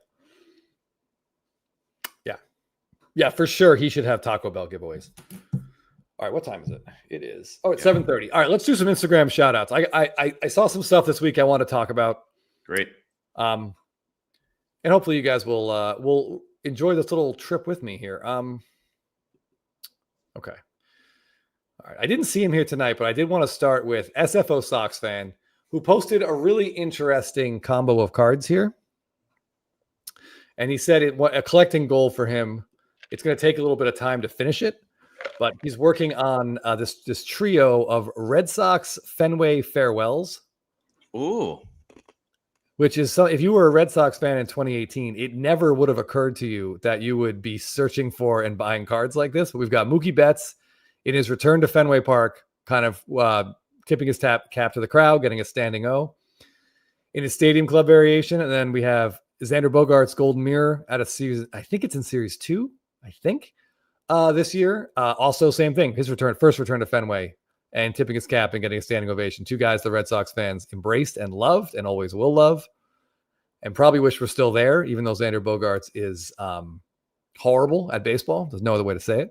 But yeah, so he's looking forward to the Devers card, which will probably be, it might not be till 2027, because I don't think the Giants go there this year, but they should be there next year. But yeah, it's like trio of cards that he said, crazy cryptids, you're right. If I don't think Devers would hate he doesn't blame the fans. He would wave to the fans in a nice way and maybe double bird to the owner's box, on his way out. But it's just a bummer. I mean, as a Braves fan, I got to tell you, it's my absolute nightmare to think that like 5 years from now, I would have to be getting an Acuna card, wearing another jersey, or seeing a card of Acuna tipping his hat to the hometown Atlanta Braves fans on his return to the stadium. Like, I mean, that kind of stuff just fills me with sadness. J1 collects Doc's cards. Asking, does Sale have this card? It would have been last year. I think they were there, but I don't remember if Topps. I don't think Topps has given him one this year. If he does, please let me know the set. I'll pull up an image of it real quick. Oh yeah, thanks. Oh, as if on cue, M. Parsons twists the knife. Yes, we did have that with Freddie, and thankfully or sadly, there is no Topps card of Freddie's return to Atlanta, kind of tipping his cat tap to the crowd and wiping his eyes before he bats. Yeah, that's surprising. Yeah, that would have been a great shot. Well, emotionally, Jeff, I don't need that card because, you know, I witnessed it. I don't need to live through it every day. Yeah. But anyway, so yeah, SFO Sox fan, this is a cool but very sad grouping of cards. But anyway. Oh. Wait, that's Chris Sale at Fenway Park? Hold on. I was just looking at this. Damn it. By the way, Jeff, I think you broke your streak. You managed to not have to do that once. It's been so long. Yeah, sorry, I had to go check on the kids. Oh, okay. But everything's good. Is this at Fenway? I honestly can't tell. J1 collects. If it is, I mean, I'll take your word for it. Then yeah, we'll have to make sure SFO Sox fan knows this card belongs in that collection. I honestly can't tell. Yeah, I'm trying to see in the background what the fans are wearing. It's hard to tell. Yeah, I mean, the eye contact with a camera person kind of makes it a little bit weird. Bubble Guts, listen, how Topps misses things is that we could have this conversation for hours. I will say there are some pretty good golden mirrors in 2024, sort of celebrating the Rangers World Series run. The team card is especially good if you're a Rangers fan. But Corey Seager does have World Series MVP. Oh, I'm sorry. I thought you were talking about, yeah, you're right. I'm sorry. I misunderstood the question. Yeah, everybody's saying Fenway. Google it. Fenway vendors. Okay. That's the guy who's 45. Apparently, vendors at Fenway wear yellow jerseys. Maybe they're like the Boston City Connect jerseys they wear. Yeah, I don't know. All right, well, great call, J1. We'll make sure that SFO grabs this for his sadness collection. Well done. Yeah. That's what I'm going to nickname that, by the way. All right. Sadness collection. Sadness collection. Okay. Big Hermes 33 is an account we have talked about before. And yeah, I saw these. Jeff, I'm sorry. I should have shared these while you were in the bathroom. Yeah, I should.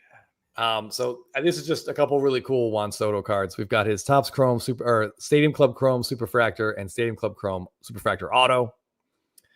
It's a sticker, but in this case, I think we'll allow it. Very, very cool combination of cards. Huge moment for Soto and a very unexpected World Series run that the Nationals put together. And this dude has some really great Soto stuff. Big Hermes 33. Give him a look if you don't already follow him. He's got some good stuff. We have similar tasting cards. Yeah, and players that we collect and follow.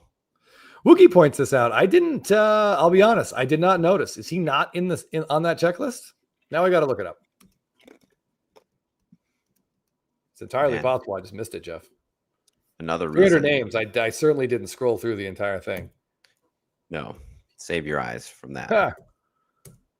Yeah, you're right. There is no base Pete Crow Armstrong. Good call. Yeah, so Topps might be in trouble. Topps is praying for Ohtani. Right? Yeah, Topps could definitely be in trouble in terms of their MVP buybacks. Man, I'm excited to see those 50 image variations, though. I'm trying to, again, I'll temper my expectations, read the Acuna, but I am excited to see the other ones. Yeah. Hold on. Okay.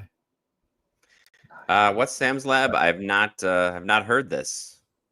Not heard these rumors about picking up Willier. Sounds like the Red Sox are going on an all-out fire sale, so I don't know. Yeah, not a lot of places to put them, but I mean, didn't Craig Breslow talk about how he thought the Red Sox would win more games without Devers than they would with him? Yeah, that was the Chat GPT answer, I believe. Yeah, there you go. Ooh. Okay, sorry. All right, next up, Rally Mantis. Fan of the show, good friend of the show, good guy. Posted this really cool Heritage Gold refractor with the home run leaders from last year. And the cards like this, now that Heritage Golds are no longer out of 5, they're out of 50. A card like this is kind of a cool way, I think, Jeff, to get an sort of a how do I say this? Like a less expensive sort of buy-in on Otani, like celebrating 54 home runs. There's so much gold on this card. That's what he talks about. So much gold. Look at those gold borders. Yeah. Yeah, but now that that's out of 50, this card's way more affordable than if it was 5. It's just kind of a cool card, I gotta say. When he first posted it definitely caught my eye. Maybe because I was just excited Marcelo Ozuna was on it. I don't know, but very cool card. While you're going to the next one, Ropierre, if our Yankees fan friend Short Print Today is here, this would be a good one for you to answer. I'm looking at picking up some Ben Rice stuff, but he doesn't have a Bowman first auto. Is his rookie auto the only way to go there? So he does not have a Bowman first auto. I didn't know that. I didn't know that either. I'm not gonna lie to you. I don't know a lot about Ben Rice cards. I don't either, but if Jake's still here watching in the chat, I'm sure he does. So let us know. Otherwise, Ropierre, if you're on IG, I would recommend sending a message to Short Print Today because he knows all things Yankees. So he probably would have some better advice for you on this front than we would. Yeah, he is definitely the person to ask that question. I did not know we didn't have one. So yeah, I would probably look for, I know he's got a Golden Mirror SSP rookie. Yep. Might want to look at that. But yeah, I would try to find like a Topps Chrome rookie auto then. Jake says Red Refractor Bowman first PSA 9 just got listed. So a non-auto, Jake, I'm assuming this is a Red Refractor. That's okay. That's pretty great. Yeah, Unir says came out of nowhere. That's why. Maybe, but there's so many people that have a Bowman first in one of the 3 Bowman products every year that it's rare to find out ones that ones that somehow don't. Yeah. I mean, it seemed like back when you and I would open packs of that, Jeff, it seemed like there would be 14th round picks that of 26-year-olds that somehow would have Bowman Chrome autos. And yet now we got Ben Rice, who's actually like an almost everyday player for the New York Yankees, doesn't have one. Doesn't have one. So Jake says, thanks, Jake, for chiming in. No Bowman first autos, but maybe smart to just wait for Chrome. That's what I'm doing. Oh, there you go. There you go. Although keep in mind the word smart and the word Jake. Hey, when it comes to Yankees things, I'll take his word for it. Night That's Shift point, says, Getty Images says the Chris Sales from Fenway game on June 4th, 2024. All right, that's awesome. I that's one thing I love about our viewers and our fans and our friends of the show, Jeff, is we learn stuff. I had no idea that's what that Chris in real time. Yeah, that's awesome. Thanks, guys. I didn't want that card before, but I want it now. Trivia winner Los Bravos. I talked to you guys up on Twitter about a week ago after Chris featured that array of Acuñas from Kev's cards. Nice. Well, thank you. Thank you. Right. Yeah, two of us are very involved with Twitter, so we don't know much about the Twitter sphere as far as cards go. I believe it's called X now, Chris. Yeah, well, I heard. Yeah, Kev's cards, like every few days, will throw up these groupings of usually Brave stuff, and it takes my breath away pretty routinely. Okay. Go ahead. I just want to say, Texas Rangers PC. This is a point of interest for the show. Can we talk about SGC and PSA terrible labeling of SSPs? It's a joke. We've enjoyed trying to guess what those labels have been over the years, Chris. Yeah, we very much have. I think that they are trying to streamline this. Yes, they're trying to make some consistent choices. Yes, if you go on the site now, a lot of sets it will now only. Well, I shouldn't say only. They're working on this. A lot of the sets will say SSP or variation, and that's it. Obviously, there's a lot of old slabs that have the descriptors. Like I think for Rafael Devers, for example, the 2018 it says blue jersey. But I think if you go on PSA, a lot of the 2018s are now saying SSPs. I know the 2017s. I think they've updated that one. All of our Chromes, Jeff, now, well, not all of them. A lot of them now say variation. So yeah, I don't know why they can't do both. They could do a descriptor and still list that the fact that it's an image variation or SSP, but they yes. M. Parsons sharing still her favorite, the Prince Fielder 2013 back of head. Back of head. In case anybody thinks it's an artichoke. Los Bravos said, I told Kevin, he was like, great. I wish I knew what that meant. Yeah.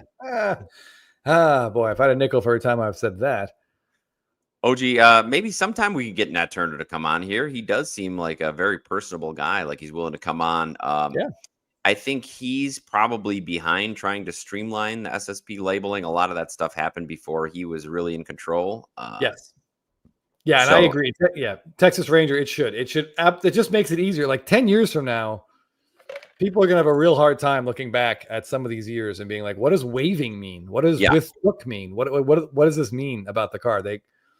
People are going to have to do their homework. And we know, unfortunately, Jeff, people don't like doing homework. No, you want to make it as easy as possible, especially for people that are coming into the hobby. It's much easier for people coming into the hobby to find a video that says, what is an SSP, and find out that that's a super short print.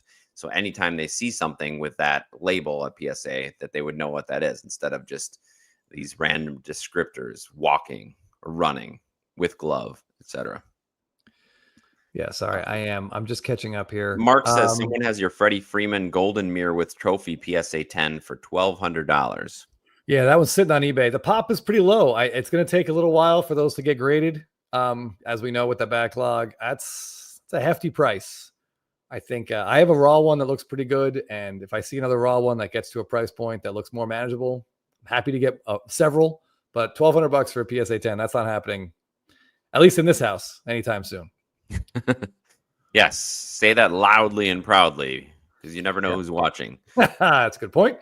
Thanks, Bravos. Appreciate you talking about the show and telling Kev. Yes, we enjoy talking about this. Yeah, thanks. Get the word out here. I see Scott M here. I think Scott M here is talking about Jackson Merrill. He has a Bowman Chrome Prospect Auto, but it doesn't say first because his first card was like in the set before, and it's not even him. So his is a little bit dicey, but yeah, like a lot of guys, their first autos don't say first. Like Devers and Freeman are the same way. Yeah. Judge doesn't say first, even though it is his first. Devers is really his second year, but it's his first auto. So yeah, it gets I don't know confusing. If you saw it, Jeff. We got in the comments of our spitball, we did a draft with our spitballing team on what Aaron Judge cards we each would like. We each put together a little team of Aaron Judge cards. It was a very fun exercise. We all saw some cool Aaron Judge cards. Someone in the comments said that for 2013, Topps deliberately delineated the first cards with the shape of the border. I noticed that as well. Yes, so the borders are more curved, I believe, on the prospects that have their first auto. It just seems like an insane decision. Like, what lunacy was that? Do we put first on there or just slightly angle this design? Yeah, we're going to make a little corner here. Yeah. It's a terrible idea. And I've been of the opinion for the last couple of years that has kept Aaron Judge's first Bowman auto prices lower than they would normally have been otherwise. Just because if you come back into the hobby, you say, I want Judge's Bowman Chrome auto. Let me find the first. You're not going to find it. No. Not if you're looking and it's tricky too, because then he's got like 3 years of Bowman prospect cards. So you got to really do your homework to make sure you're buying the right one. Similarly, I recently found this out because Jeff and I aren't big prospectors, so we know who Sebastian Walcott is, but we don't have any Sebastian Walcott cards. Buying an 18-year-old's cards is not something that we just don't usually operate that way. No, we don't like to gamble in that manner. Yeah. But I was talking to Filmington about this, and thankfully Filmington is a fountain of knowledge about prospect cards. Really, he digs He is. I'll leave it at that. So Sebastian Walcott, his Bowman Chrome, his first auto doesn't say first. His first card is a non-auto, and then the following year he has autos in 2 sets, 2 Bowman Chrome sets. Does one of them say first? Nope. Neither say first. Neither say first. Different cards. Wow. One of them is his first auto. Yes, it's his first auto, but not his first Bowman. And it looks exactly like, that's so confusing. He's got, so good luck to you out there. Do your homework. Maybe we can dig into that next week and get you guys the actual. But I'm sure a lot of people are buying the wrong Sebastian Walcott card. Yeah, but that's frustrating because he has a chance to be something special. Anyway, this is Sammy Sosa card. Okay, go ahead. No, I see Walcott is too high. He's just really young. Isn't he like high? Is he in high A, Jeff, or is it double A? Like Jesus Made, same thing. A lot of hype coming on these young guys. Now that we're seeing more guys come out when they're young, like That's right. Cheerio, That's right. including Okay, Cheerio. hold on. Congrats, Jason. Good luck on your golden mirror. Ooh, Let us know how nice. it goes. I've been trying to wait for those prices to settle a little bit. There's a lot out there, That's but I'd love to get a gem of that. that's a fascinating side topic, Jeff, is when to buy these super rare cards, right? Yeah, If we you can bought talk the about first Shohei Ohtani Series 2 SSP holding the World Series trophy, congratulations to you. that. Yeah. If you bought the second, congratulations to you. Because the next two have blown up. So But Chris, what if you bought the first Series 1? You're probably paid the most. yeah, you So, definitely paid at least twice, if not 3 times what they're selling for, and what those are Yep. selling for now. Yes, so Good stuff. it's image dependent. It's that's worth another discussion. We'll Yes, bring that yeah, up that's sometime. All right, get to the Sosa card. Yeah, sorry. So this is Sammy Sosa's, I believe, is 2005 Topps Black, numbered out of 54. Just a really cool. I mean, these early Topps Black parallels, they started in 03. You Love 'em. really do not see a lot of them, Jeff. So this would be No. Sosa's third Topps Black parallel. And yeah, the condition doesn't even matter. You can see the corners aren't great, but it Yeah, doesn't matter. Like, always. Yeah, it's Chris and really I great. have kind of made a like little sub PC of early 2000s black parallels of Hall of Famers or star players, just because you see them so infrequently. Yeah, and like Chris said, condition doesn't matter. We've got 7s and 8s of these guys, but they're really special cards. Thorson, yeah, you missed trivia. I did bump the scores down this week. Yeah, Chris C. Sosa pre-bleach or vampire word, whatever it is. Yeah, original Sosa, we'll say, or actually maybe the second iteration of Sosa. Yeah, I think 7 is right too. How many people have Yeah. these and just have Yeah. zero idea? Yeah, because that wasn't a big thing then. It was so early on. Like Chris said, that's just around when they started. So people probably don't know. So a lot of them got thrown in commons boxes. Maybe people are rediscovering them now. You can find them occasionally on ComC or eBay and grab them. But yes, I agree. Yeah, and these early designs are great too. 2004, 5, 6, 7, 8. Like they're all really cool designs. Maybe 7, I think they use copper, so skip that one. But the 8 design is pretty iconic with the different colors and the team letters. But yeah, this is just perfect for a one touch. And maybe authentic 100%, Jason. And then somebody was talking about that earlier when we were talking about grading cards going into one touches. And Chris and I have done videos about that recently, about which cards we grade and which cards we decide to throw in one touches. And because of the cost of grading, the time it takes for grading, and how good cards just look by themselves, we've been putting more and more of our cards in one touches and calling it a day. Oh yeah, there's a lot of like PC stuff, like a lot of like Brave stuff that I have and Brewer stuff that Jeff has. Like the grade doesn't really matter, and they're plenty secure. Yeah. A lot of Stadium Club stuff, especially. And someone in the comments, Jeff, one touch. Like I've got this, my ahead. beautiful gold. Oh yeah, Cheerio. Hold on. I'm gonna stop sharing. I want that everyone to that card deserves. Yeah, this is one of my favorite Cheerio cards that I picked up. I saw somebody in the comments, maybe Doc or Chris C, saying how they were surprised he's struggling. He hasn't been great this year. He's been adjusting, but this is one of my favorite cards I got from him. This is the last year out of 5s, and this is going into a one touch. It's probably graded an 8, maybe a very outside chance at a 9, but I'm going to put in a one touch and just be happy with it there. Yeah. Heritage Golds also. I'm amazed. Some of those have actually gemmed. I see PSA 10s on eBay. I don't get it. It's like half chrome, half paper. Yes. And plus, it's just those heritage stuff just get absolutely beat up. So I don't know. Yeah, they might have a very, very excited or happy graders on that day too. Yeah. Oh, Jason Phelps. Yeah, I mean, I got a bunch of that's where most of my Stadium Club, unless they look. Stadium Club, you'll see one that's like so sharp it blows you away. But a lot of them are just gonna have edge wear. But it's all about the images and the rarity. I have one incoming I'm excited about for SSP Thursday next week, Jeff. Oh yeah, look at that. Here's my my rainbow auto out of 10, and this is staying in a one touch. Yeah, because the Stadium Club backs, especially, these are all signed on card. You can always tell they've got usually the dark black borders or dark back borders. So that's happily staying in a one touch. Oh yeah, I'm digging the Jackson Cheerio low numbered one touch collection there, Jeff. I like that a lot. Yeah, and I might be able to get a few more as long as he keeps still underperforming where people's expectations were going to be. Yeah, absolutely. And he's what, 21 this year? Yes, he's finally going to be 21. Jake Barola with a fantastic profile photo has a question for you, Jeff. Yeah, what a handsome guy. What about handsome couple guys? What about slamming authentic just for consistency's sake? I get that.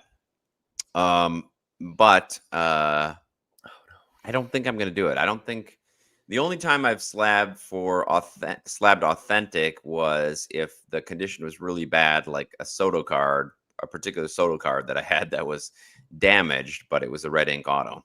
So I don't think, in general, I think I'll stick with the one touches for most of those. Ooh. Oh, Jason also has the Stadium Club variation auto. I think that one. Ooh. I'm trying to remember what year it is for him. It might be 94 for Churio. God, he wasn't even born then, which is really. Is it amazing. 94? I think it might be 94 or 92. Jason can let us know what year he has, but that's a very cool card. Maybe Doc. This might be. It will do a special episode. We don't talk about any slabs or show any slabs. It's all raw and in one touches, and we'll call it blabbing about one touching. I like it. That's funny. Has kind of a questionable tone to it, but that's okay. I think one touching. Yeah. Yeah, we take the one out of there. It's a big problem. Yeah, blabbing about touching. Yeah. Hold on. What was I just going to? Scotty says it sucks being a Twins fan when no one on the team is worth collecting. I was trying to think of a way to reassure him. Yeah. And I am struggling with it at the moment. Yeah, I don't know much about their farm system. Hey, maybe Buxton plays a full year this year. Yeah, I bet Buxton has some really cool cards. I know he's got some good image variations out there. And isn't that... No. He's not on the Twins. Yeah, it is. It's a little tough. Maybe find some early black parallels of Johan Santana. Oh, yeah, I like that. Yeah, Santana might be our favorite Twin of all time. We could go on about it. He deserves Hall of Fame. Yeah. He deserves some Hall of Fame talk for sure. And I bet he's got some really good early cards. But anyway. Oh, sorry, Jason. You can't blame Chris for this since he's still staying away from Churio. But yeah, I know. And it's not that I don't want to buy a Churio. It's that I've basically been like bullied into not. Well, you're right. He's doing it for the people. He's doing it for the people. Yeah. I'm taking one for the team. Touching is my 2 a.m. bar close podcast. Check it out on Spotify. When Jackson Churio makes his Hall of Fame induction speech, then I think I'm allowed to go buy a Jackson Churio card. Yes, then you can buy it. He'll be retired, and hopefully, no skeletons come out of the closet. Well, he'll probably fall coming off the stage after he gives his speech, right as I buy a card. Right. But casualty. There you go. That's a great point, JD Cards. Thank you. In Topps Chrome, there is a Brooks Lee SSP. So there you go, Twins. As a Twins fan, that card should not cost you more than $100 on release. And it probably wouldn't cost more than $50, 6 months later. But he's an interesting player. Homered today, I think, actually. Yeah, he's been really good. I picked him up on one of my fantasy teams. He's finding his way in the lineup. Really good. Los Bravos mentions Carew. There's some historically great Twins, Milwaukee legend Paul Molitor, who was born in St. Paul, ended up playing for the Twins and managing. Kirby Puckett has some. I wonder how many autos he has, like in the late 90s and some of those like Donruss signature upper deck sets. Yeah. We're not big on the 90s cards, but man, Puckett must have some great ones. Yeah, he certainly should. And if not, like, that Tiffany rookie, the Tiffany second year card, if you can hunt an 86 Topps Puckett Tiffany with in a PSA 10 with those black borders. Oh, yeah. Yeah. But anyway, as the Twins broke my heart in 1991, I can't. Okay. Very protective over my Twins is a funny. I get it. You got to protect your team. I feel like there's so much money in Royce Lewis that has been like annually is lost on Royce Lewis. Like he comes back for a month, you're like, he's the greatest player of all time, and the sales spike, and then a hammy goes, or like an oblique goes, or something. Yeah, he's one of those guys who was a prospect forever, just like the top prospect, and then he kept showing signs of greatness, and then getting hurt and showing signs of greatness. That's right. All day the 84 Fleer update. Yeah. All right, a couple more Instagram, and then Jeff, and then we'll call it a day, Jeff. All right, sounds good. Hopefully, you don't hear any screaming children or any causes for alarm. No, it's pretty quiet around here, which may be more concerning. That's funny. All right, I do have a couple more Stadium Club cards to show you guys. So I apologize. Yes, there we go. Okay. All right, this comes from Death Elf 20. I feel like this account just changed their name. But anyway, Death Elf 20, or it's possible I'm just blind. I don't even know. This is the complete run of Bryce Harper Stadium Club Gold Minteds. I have no notes. This is fantastic. Oh, wow. And Yeah. some great images. Some great Yes. images mixed in there. And also a great image in the comments as well. A little GIF right there. Yeah, Harper's got Topps loves Bryce Harper. They really They treated do. Bryce Harper well with images, He's the anti-Mookie. right? Yeah. I know that the 2017 on the bottom right looks like he's playing like he's puppeteering, but I think those are exercise bands. It took me a while to realize what I was looking at. Okay, thank you for clarifying that. Yeah, that's probably the least exciting photo, so that makes sense. Yeah, there's some really cool stuff here. That him signing autographs down here in 2019 is great. Which is like all Trout's career. Yes, Trout must have 15 of those. Nice. But then up here, the best, one of the absolute best Harper cards of all time is his 2023 Stadium Club, where it's right after he hit the home run against the Padres in the NLCS. Yeah. Stadium Club got it on a card. He's doing like the Phillies thing. I mean, that's his moment. That's the Bryce Harper career-defining moment. It's on a card. That stuff like that that's just perfect. Yep. Well done. Yeah, and there are some autos of that too for the. Michigan Cards Graph says he's holding Olympic gold medals, Chris. Oh, you're right. I'm sorry. Throughout the first pitch. Thank you. Yep. You are 100% correct. He's holding those. Who was it? Is it Ledecky? Oh, Katie Ledecky. Yeah. Is it Katie Ledecky? Interesting. Yeah. Someone was throwing out the first pitch and he just sat there. You are completely right. Thank you. I don't know why I forgot about that. Probably because I'm an idiot and I drink. But yeah, well, that happens. I'm with you. What are you gonna do? But yeah, thank you. You can actually see the gold medals around his name. Good call there. Thank you for the reminder. Perfect for the gold minted. Nice with the theme. 10s except one, if I recall correctly. Nice. Yes. This is worth a whole show in itself, Chris. But give us a 10-second answer to this, to Crazy Cryptids. Who do y'all think had a better career, Harper or Mookie? Had? Like up or to is this point, I'm having? guessing. Mookie. Yes. Yeah. Mookie. Easily. Hey, yeah, I agree. I don't think there's much discussion there. No. Harper had 2 amazing years, incredible years, especially one transcendent year when he was 22. Yeah, and he's had moments. Choice. That moment against the Padres, he homered in his first World Series at bat at Citizens Bank Park. He won the home run derby with his dad pitching to him. Yeah. I mean, he just destroyed. No moment too big for him. No, he broke Hunter Strickland's like spirit and will to live in the playoffs. Oh, man. He's had these incredible moments, but his body of work simply isn't. It's just not that impressive. It hasn't been as consistent as Mookie, and Mookie hasn't won a home run derby. Yes, that's true. That's true. But he's won a lot of Gold Gloves and Silver Sluggers. I don't think there's much of a comparison right now, but popularity, the swag that Harper has, the connection with his team there in Philadelphia, that brings him up in collectability for sure. Oh, absolutely. The hype around him, his personality, like Jeff and I, we have some Harper cards. We both like to collect Bryce Harper. He's got some really great autos. Like I enjoy watching him play, but the guy hasn't, here's a crazy Harper stat. He hasn't knocked in 100 runs since 2019. As loaded as those Phillies teams have been, and as great as his seasons have been, or some of them, and he's done what, maybe 3 times in his career? I think twice. I think, or maybe just once. Like just the MVP season, or the first MVP season? Because the second MVP, he didn't do it. Right. That was won that MVP because Acuna got hurt. A toss up. Yeah. Like he's got so much hype around him, and he just also can't stay on the field. That's the problem too. Even at first base. He switched to first base and then he's still out. OG, thanks for joining. Willsy, I don't. No, that really they've just said inflammation. Apparently, he's back to picking up a ball. This is a good point. Blackjack World Series rings 3-0. Harper's had some huge postseason moments. He's carried teams almost single-handedly to the postseason and had some great postseason runs, but he does not have the rings. No, he doesn't have the rings, and that postseason is kind of what he's known for too. Like that's where he's really shined the most. Yeah, and it stinks because like their window. I mean, when he retires, he's gonna look back on 2023 and wonder how they let that get away. But it happened. Yeah. Looking at that card up there, yes, I agree. Yeah, I mean to lose those 2 at home against the Diamondbacks like that, 2023. Yeah, it's just crazy. I don't know. I don't know what his legacy is. He does have 2 MVPs, And he came up as a highly touted prospect, maybe the most highly touted prospect in the history of baseball.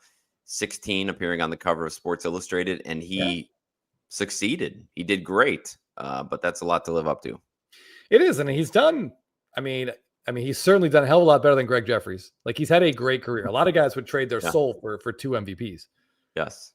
Yeah. But he's not done. He's not washed. Like, he has plenty of years of productivity left. But that Phillies team is getting older, and they need to. If they're going to win a ring, it's got to be maybe this year or next year. Yes, with Wheeler there when Wheeler leaves. Real quick, Chris, I wanted to address T-Corn 1 cards question. With the Skeens hype in the last year or so and the recent debut of Burns and Zarowski, are we seeing a change in how collectors value pitchers? I was going to answer this, and I see OG Sports kind of put up what I think some of our answer would be. Not with the volume and velocity of Tommy John surgeries, buying quick flips, sure, hold for long term, not until after the pitcher is retired. Chris and I are probably the wrong people to ask, since the only pitchers that we have ever bought cards of were Garrett Cole right before his season where he got injured, and Spencer Strider right before the season where he got injured. So as for me, I'm staying away from Miz, hopefully for his benefit. I don't think they've turned a corner in any sort of meaningful way amongst collectors. I really don't think so either. Skeens is a different animal. Like, he is just crazy famous, and he's dating someone. He is in a relationship with someone who is even more famous than him. And I think that legitimately has elevated him. It just keeps him in the limelight. It keeps her in the limelight. They are both, and she's great. Like, she's really fun at all these card shows that she goes to.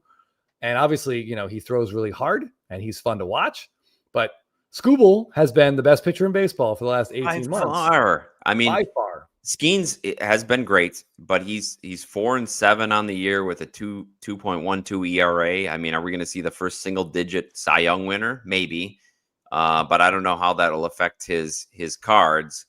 I just don't know if there is that value there, so I'd be very careful if buying into pitchers. Yeah, JD Cards 59. That one's on me. I will take full blame on that one. I predicted Reagans would win the Cy Young, so my bad. Hey, my Cy Young pick, Logan Gilbert, has missed the majority of the season as well. It's such a fluky thing, and the way that teams protect their pitching investments, any little thing, and they're going to be out for a couple weeks, couple months. Anything worse, and they might be out for 18 months. So, yeah. So in regards to pitching prices, I did want to post this. I just want to show you guys this. This is Tarek Skubal's first Bowman Chrome Refractor, numbered out of 499. Shines up really. This 2020 year really shines up really nice. These are beautiful cards. These have sold a few times in the last few weeks for about $300. So I just don't think, as good as he has been, and he threw up one of the most amazing starts we've seen in the last year and a half against the Indians a couple weeks ago, Jeff. I don't see a lot of hype around his cards, and I don't see a pitcher pitching better than him. No. And his crazy strikeout to walk ratio, his team's in first place by kind of a mile in a mediocre division. He's just not getting the same recognition that a hitter would. And that's okay. But as long in Los Bravos talks about here, he's number 1 on the registry for Schmaltz, Glavine, Maddox, which is awesome. Congratulations. That's awesome. You just have to have the right expectations when going in. And if you're going to be paying hundreds or even thousands of dollars for these cards on pitchers, that might not be the best way to do it, especially current pitchers. Yeah, and Bubble Guts, Kershaw, by the way, just dominated in Colorado. Good for him. He looks, I shouldn't say anything. He's pitching, and that's all I'm going to say. But yeah, he is 3 Ks away from 3,000. So I would say Kershaw seems like a fairly safe. I shouldn't say that either. I'll just post this comment and leave it at that. Yeah, but he might be the last pitcher we ever see get there. Yeah, for sure. They don't. Jorge, wins don't matter. Absolutely. I mean, it's wins and saves might be the 2 most terrible stats in all of baseball. But the fact that Skeens only does have 4 wins, that will play a role in some people that vote for both year prizes and Hall of Fame prizes. We'll see what happens with DeGrom when he retires, because he's going to retire with very few wins, but he was dominant in the years that he was dominant. So, wins don't really matter, right? Unless you're playing in a fantasy league that incorporates wins, which I'm still in one of those legacy leagues. Ugh. It's atrocious. I mean, They don't matter. And if you understand, I mean, at this point, like the baseball statistics and baseball viewership and understanding of it has evolved. Like we know what wins mean and don't mean. It's all about your bullpen, your offense. Like we understand that, but low wins can still matter come award time based on people voting. Like it's difficult to look at a pitcher. I think Felix Hernandez won a Cy Young, like one game over 500. I think Randy Johnson won 13 and 12, maybe he was. Yeah. But I mean, it's difficult to it's difficult to win awards on teams that are really bad. Yes. And the thing is, it's all a domino effect. Awards voting leads to hobby popularity, leads to value, leads to Hall of Fame credentials. It kind of all goes down the line. So yes, while wins don't matter. Oh no! If Kershaw goes down in his next start in the first inning, we'll have Chris to blame for it. I see this comment, Jeff, and we're going to explain exactly why wins shouldn't matter, but they actually do in a way that we disagree with. Michigan Cards and Graphs says if Johan Santana didn't get in, and he did not, Jacob deGrom is going to have to accumulate a good bit more. And you're exactly right. But the reason Johan didn't get in, we can trace it back to wins. Yes, he should have 3 Cy Young awards in like a 4-year span. But voters gave it to Bartolo Colon one year because he went like 21-6 with an ERA, at least a full run, maybe a run and a half higher than Santana, fewer Ks, higher whip. They just looked at his win-loss record, so he didn't get in. He did not get the award. Yes. If he did, Jeff, he'd have 3 Cy Young awards. There's no pitcher with 3 Cy Young awards who isn't in the Hall of Fame. He would have gotten in. And not only did he not get in, but he was dropped almost immediately off the ballot. Yeah. And now with what we know about where pitching is going, what did Santana end up with career wins? I have no idea. I don't know. We could pull up his baseball reference if we really want to dig into it. But. I mean, yes, Wilsey is making my point here. As a Hall of Famer, his career ended in 2024. And I think once they go back, once the Veterans Committee looks at it, they'll absolutely get in. I think he's absolutely going to get in, as he should. He was a dominant pitcher for a long time. He just didn't have the wins. Big deal. And he played in Minnesota. Yes. Yeah, I didn't want to. I was trying not to just add on to the Twins bashing that had sort of been on and off again. But yeah, I mean that's one of the there we go. Michigan Cards Graphs, 139 wins for Johan. deGrom doesn't even have 100 wins yet. That's crazy. Yeah, that is crazy. Yeah. Here I'm trying to let's get this in. This is the AL Cy Young voting. Let's see if I can. I mean, I got irritated just talking about it, so now we're gonna have to look at it. Oh, great! Look where you guys started. Jeez. Yep. What's crazy to me, Jeff, is he didn't even finish second. Nope. Scroll up. All right, here we go. AL Cy Young Award voting. He finishes third. He led the league in WAR. He led the league in WAR. Led the league in strikeouts. Unbelievable. I exaggerated a bit. His ERA was 2.87. Colon was at 3.5. So, I mean, that's a gigantic difference. He actually threw more innings than Bartolo Colon, which is incredible. Yeah, led the league in strikeouts. I mean, it just if this season happened today, he would probably have won the Cy Young unanimously. Yes, and he'd be like a top 5 MVP probably. Yeah, for that. Now, again, had he won that, which he didn't, it was because of wins. He would have won 3 Cy Youngs in a row, which I don't know if anyone has ever done. Oh, geez. No, and look at those WAR years. Look at those WAR years, Chris, from 2004 to 2006. Yeah. And even go 1 year either way. We're talking about peak years. That was absolutely dominant. Yeah, 8.7, 7.2, 7.6. Yeah. Yeah. And then he throws the first no-hitter in New York Mets history. Yes, he threw the no-hitter. That's what reminded me of deGrom. And look how young he was when he retired, Chris. I don't know if you can zoom in there, but he was pretty young. He wasn't a Verlander by any means or Scherzer. He retired pretty young. He was basically, Jeff, he was done at 31. Yes. He was done at 31. So he didn't put up those long counting stats, which is basically everything that Hall of Fame voters looked at prior to 2 decades ago. Yeah. Yeah, 139 and 78. But he threw 2,025 innings. I mean, what's amazing, Jeff, is I see where this is going. I mean, they just put Billy Wagner in the Hall of Fame. They just put Billy Wagner. I knew that was going to the Billy Wagner. Yes, exactly. Who threw less than half that many innings. Uh, Make it make sense. yeah. Yeah. Anyway. These guys were great. These guys were absolutely great. Randy Johnson and Greg Maddux were absolutely great, winning those 4 Cy Youngs in a row. Yeah. But thank you. I forgot. Yeah, thank you. Yes, those. Yeah, Maddox first, then Johnson second. for his, yes, I think Crazy Cryptids is right. It's Koufax S peak. But anyways, I digress. All right, last one, Chris. Let's get to this. Yeah, I wanted to talk about this one last week, but we ran out of time. This belongs to MLB the Kid. He talked about it in his caption and kind of in his Instagram stories. He was a big believer in Pete Crow Armstrong, Jeff. Heading into the season, he had a lot of Pete Crow Armstrong stuff. He sold it. He cashed out of a lot of it, and one of the cards he bought was this Ernie Banks Mike Schmidt duel. Love it. And I think this card is awesome. Like, these are two guys. We had a conversation about it. I think he didn't find another dual auto with these two guys. I'm There's a not lot of home surprised. runs here. Yeah. This is a very cool card.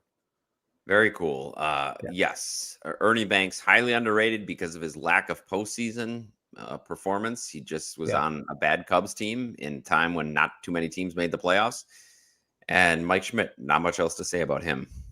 No, this is just really, it's a very, very cool, very cool dual auto. SD Pliskin, by the way, I don't know if you put this comment up while I was rambling and forgetting about pitchers winning multiple Cy Young awards.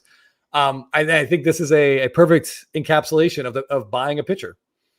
You get excited with what these guys can do. This was me when Freddie Peralta came in and struck out 10 guys in his major league debut. Yeah, I was all about Peralta, and we saw that what happened. So whoever it was, was it Los Bravos, who's got all the retired Braves on the. Yes. That's the way to go. Pitchers, to me, you can collect after they've retired. Yeah, and you could look at someone like Maddox and be like, well, it's just the mechanics. You know, of course he wasn't going to get hurt. But when Mark Pryor came up, everyone said, this is the perfect way to throw. This guy will pitch forever. He pitched for like 3 months. Yes. All right, exaggeration. He didn't pitch for those few months. Yeah. About 3 years. All right, last question, Chris. Gun to your head. DeGrom ends up with a Hall of Fame resume. Yay or nay? Nay. You put a gun to my head, I'm saying nay all day long. I'm not risking my life on DeGrom's ligaments and tendons. Yeah, I would have 100% said nay, but after seeing him this season, I'm a little bit more towards yay. I feel like if he can put a couple seasons together, because he's still not that old and there's not a lot of mileage on that arm because he's been missed so much time. So I'm not going to write him off completely yet, but odds are long. Yeah, the odds are long. We're hoping for him, or we're pulling for him. Yeah, I would love to see it. I would love to see it. Yeah. All right, Jeff, there's one. Just before we go, I mentioned this in my Instagram story. Huge Acuna sale this week. Love it. Yeah. This Topps Chrome Black sold. Anyone want to guess? If you saw it, don't say. I will give you a hint and tell you that the list price was $9,999 or best offer. And this sold last week. It's a gorgeous card. I mean, these 2018 gorgeous Topps card, and these are rare. There's so much black on that card. It is hard to see crisp corners. Oh yeah, but very, very cool. So I'm just curious if you guys want to take a stab at where this ended.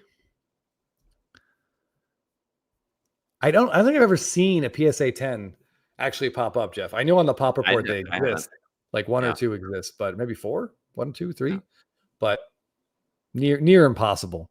Yes, really impossible. Almost hard to believe. 23K aggressive. 50K. Blackjack 2020. I tell you, if I had one of these, I would sell it to you in a heartbeat. We got 5K, 6K, 7K, 8K, 7.9. Hey, Dwayne, what's up? Thanks for joining. Yeah. As a reminder, the asking price was $9,999 or best offer. They could have bought it for that at the very most. So that would be the peak. 7.2. Okay. All right. Oh, bubble guts. Yes. What a moment. Acuna's grand slam up Buehler was absolutely incredible. There's a really cool video of Michael Harris as a teenager watching. He had recording himself watching that happen. He's always been a huge Braves fan. And you can see he records his reaction to it. He went nuts, and he posted it, I think, sometime last year. Pretty awesome stuff. That he now gets to play the field next to him. Can't hit, but still plays the field next to him. Anyway, Oh, you were there for that. Awesome. A lot of guesses. Okay. All right. Let's just. I know we are running. All right. Here we go. The correct answer turned out to be 62.50. Yeah. I don't know if that's a crazy price or a steal. It's so hard to tell. Yeah, I have no idea. So hard to tell. No idea. The way he's playing right now. Yes. Yeah. Sure. If that was up last August, I would say that's absurd. But today, maybe not. So yeah, thanks for guessing. Thanks, guys. It seems like it might be cheap, but then again, who knows? You know, Acuna's rookie card history. We could have a whole show about that. All right. If you won something tonight, please get in touch with us. Yes. Find us on Instagram, My Favorite Cardboard, Baseball Card Addict, or the Blabbing About Slabbing Instagram account. Yep. Thank you, everybody, for joining us. It's been a great night hanging out with all of you. Anything you want to say, Chris? Yes. And I have to think really hard. The first is, don't forget our new hold screen at the end. Yes. Secondly, next week is, if my math is correct, it rarely is, we are toward the end of June, Jeff. I think that means that next week SSP Thursday? Oh man, we're rolling over it into July. Yeah. Next week is SSP Thursday. Looking forward to some more fun stuff. Don't forget, post your favorite SSPs, tag us, and we'll share in stories. Use the hashtag SSP Thursday. I look forward to seeing what Homer Dome has for us. Surely it's something as usual, and Cardboard Showcase. We've been posting more videos, so please check out the channel. We've got another one posting about the Dynasty release and our opinions of it in the next couple days. So please continue to check that out. Please subscribe and hit that bell, and you'll be notified anytime that we send out a new video or go live. Yeah, remember to give your parents a call this weekend. It's almost the 4th of July, almost Independence Day. Celebrate with your families. Give your pets a hug. Make sure your dogs and cats are secure when those fireworks go off, because that can be pretty damaging to them. Yes. We're closing in on 4K. Yes. So please continue to subscribe. If you need more, content, find us on Spitball and Cards, and we also have a Spitball and Cards Patreon. So thank you, everybody. Oh, and also, Chris, we are going to post next week, maybe, our first Q&A. So if you aren't able to watch the live, but you have questions for us, please either put them down in the comments or find us on Instagram, My Favorite Cardboard, Baseball Card Addict, or Blabbing About Slabbing, and ask us some questions, and we will post a video answering those, because we know not everybody can make these live. So yeah, thank you to those of you who could, though. All right, Jeff, while you cue the music real quick, JD cards, you can just post those up on your stories next Thursday, and then just tag us in your stories, and I'll go ahead and share them. That's what she said. A 1 of 1? Sure. Feels like it's pretty short break. We'll let it fly. Hey, and also, love to see more cards. Jeff and I have a box battle coming up that we're going to go live for at a random undisclosed time. We each will have one blaster of 2020 Stadium Club Chrome that a friend of the show was willing to sell to us at a reasonable price.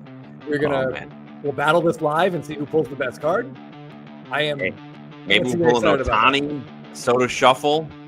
Who knows? Yeah. All right. Thanks, everybody, for tuning in. We'll see you next week.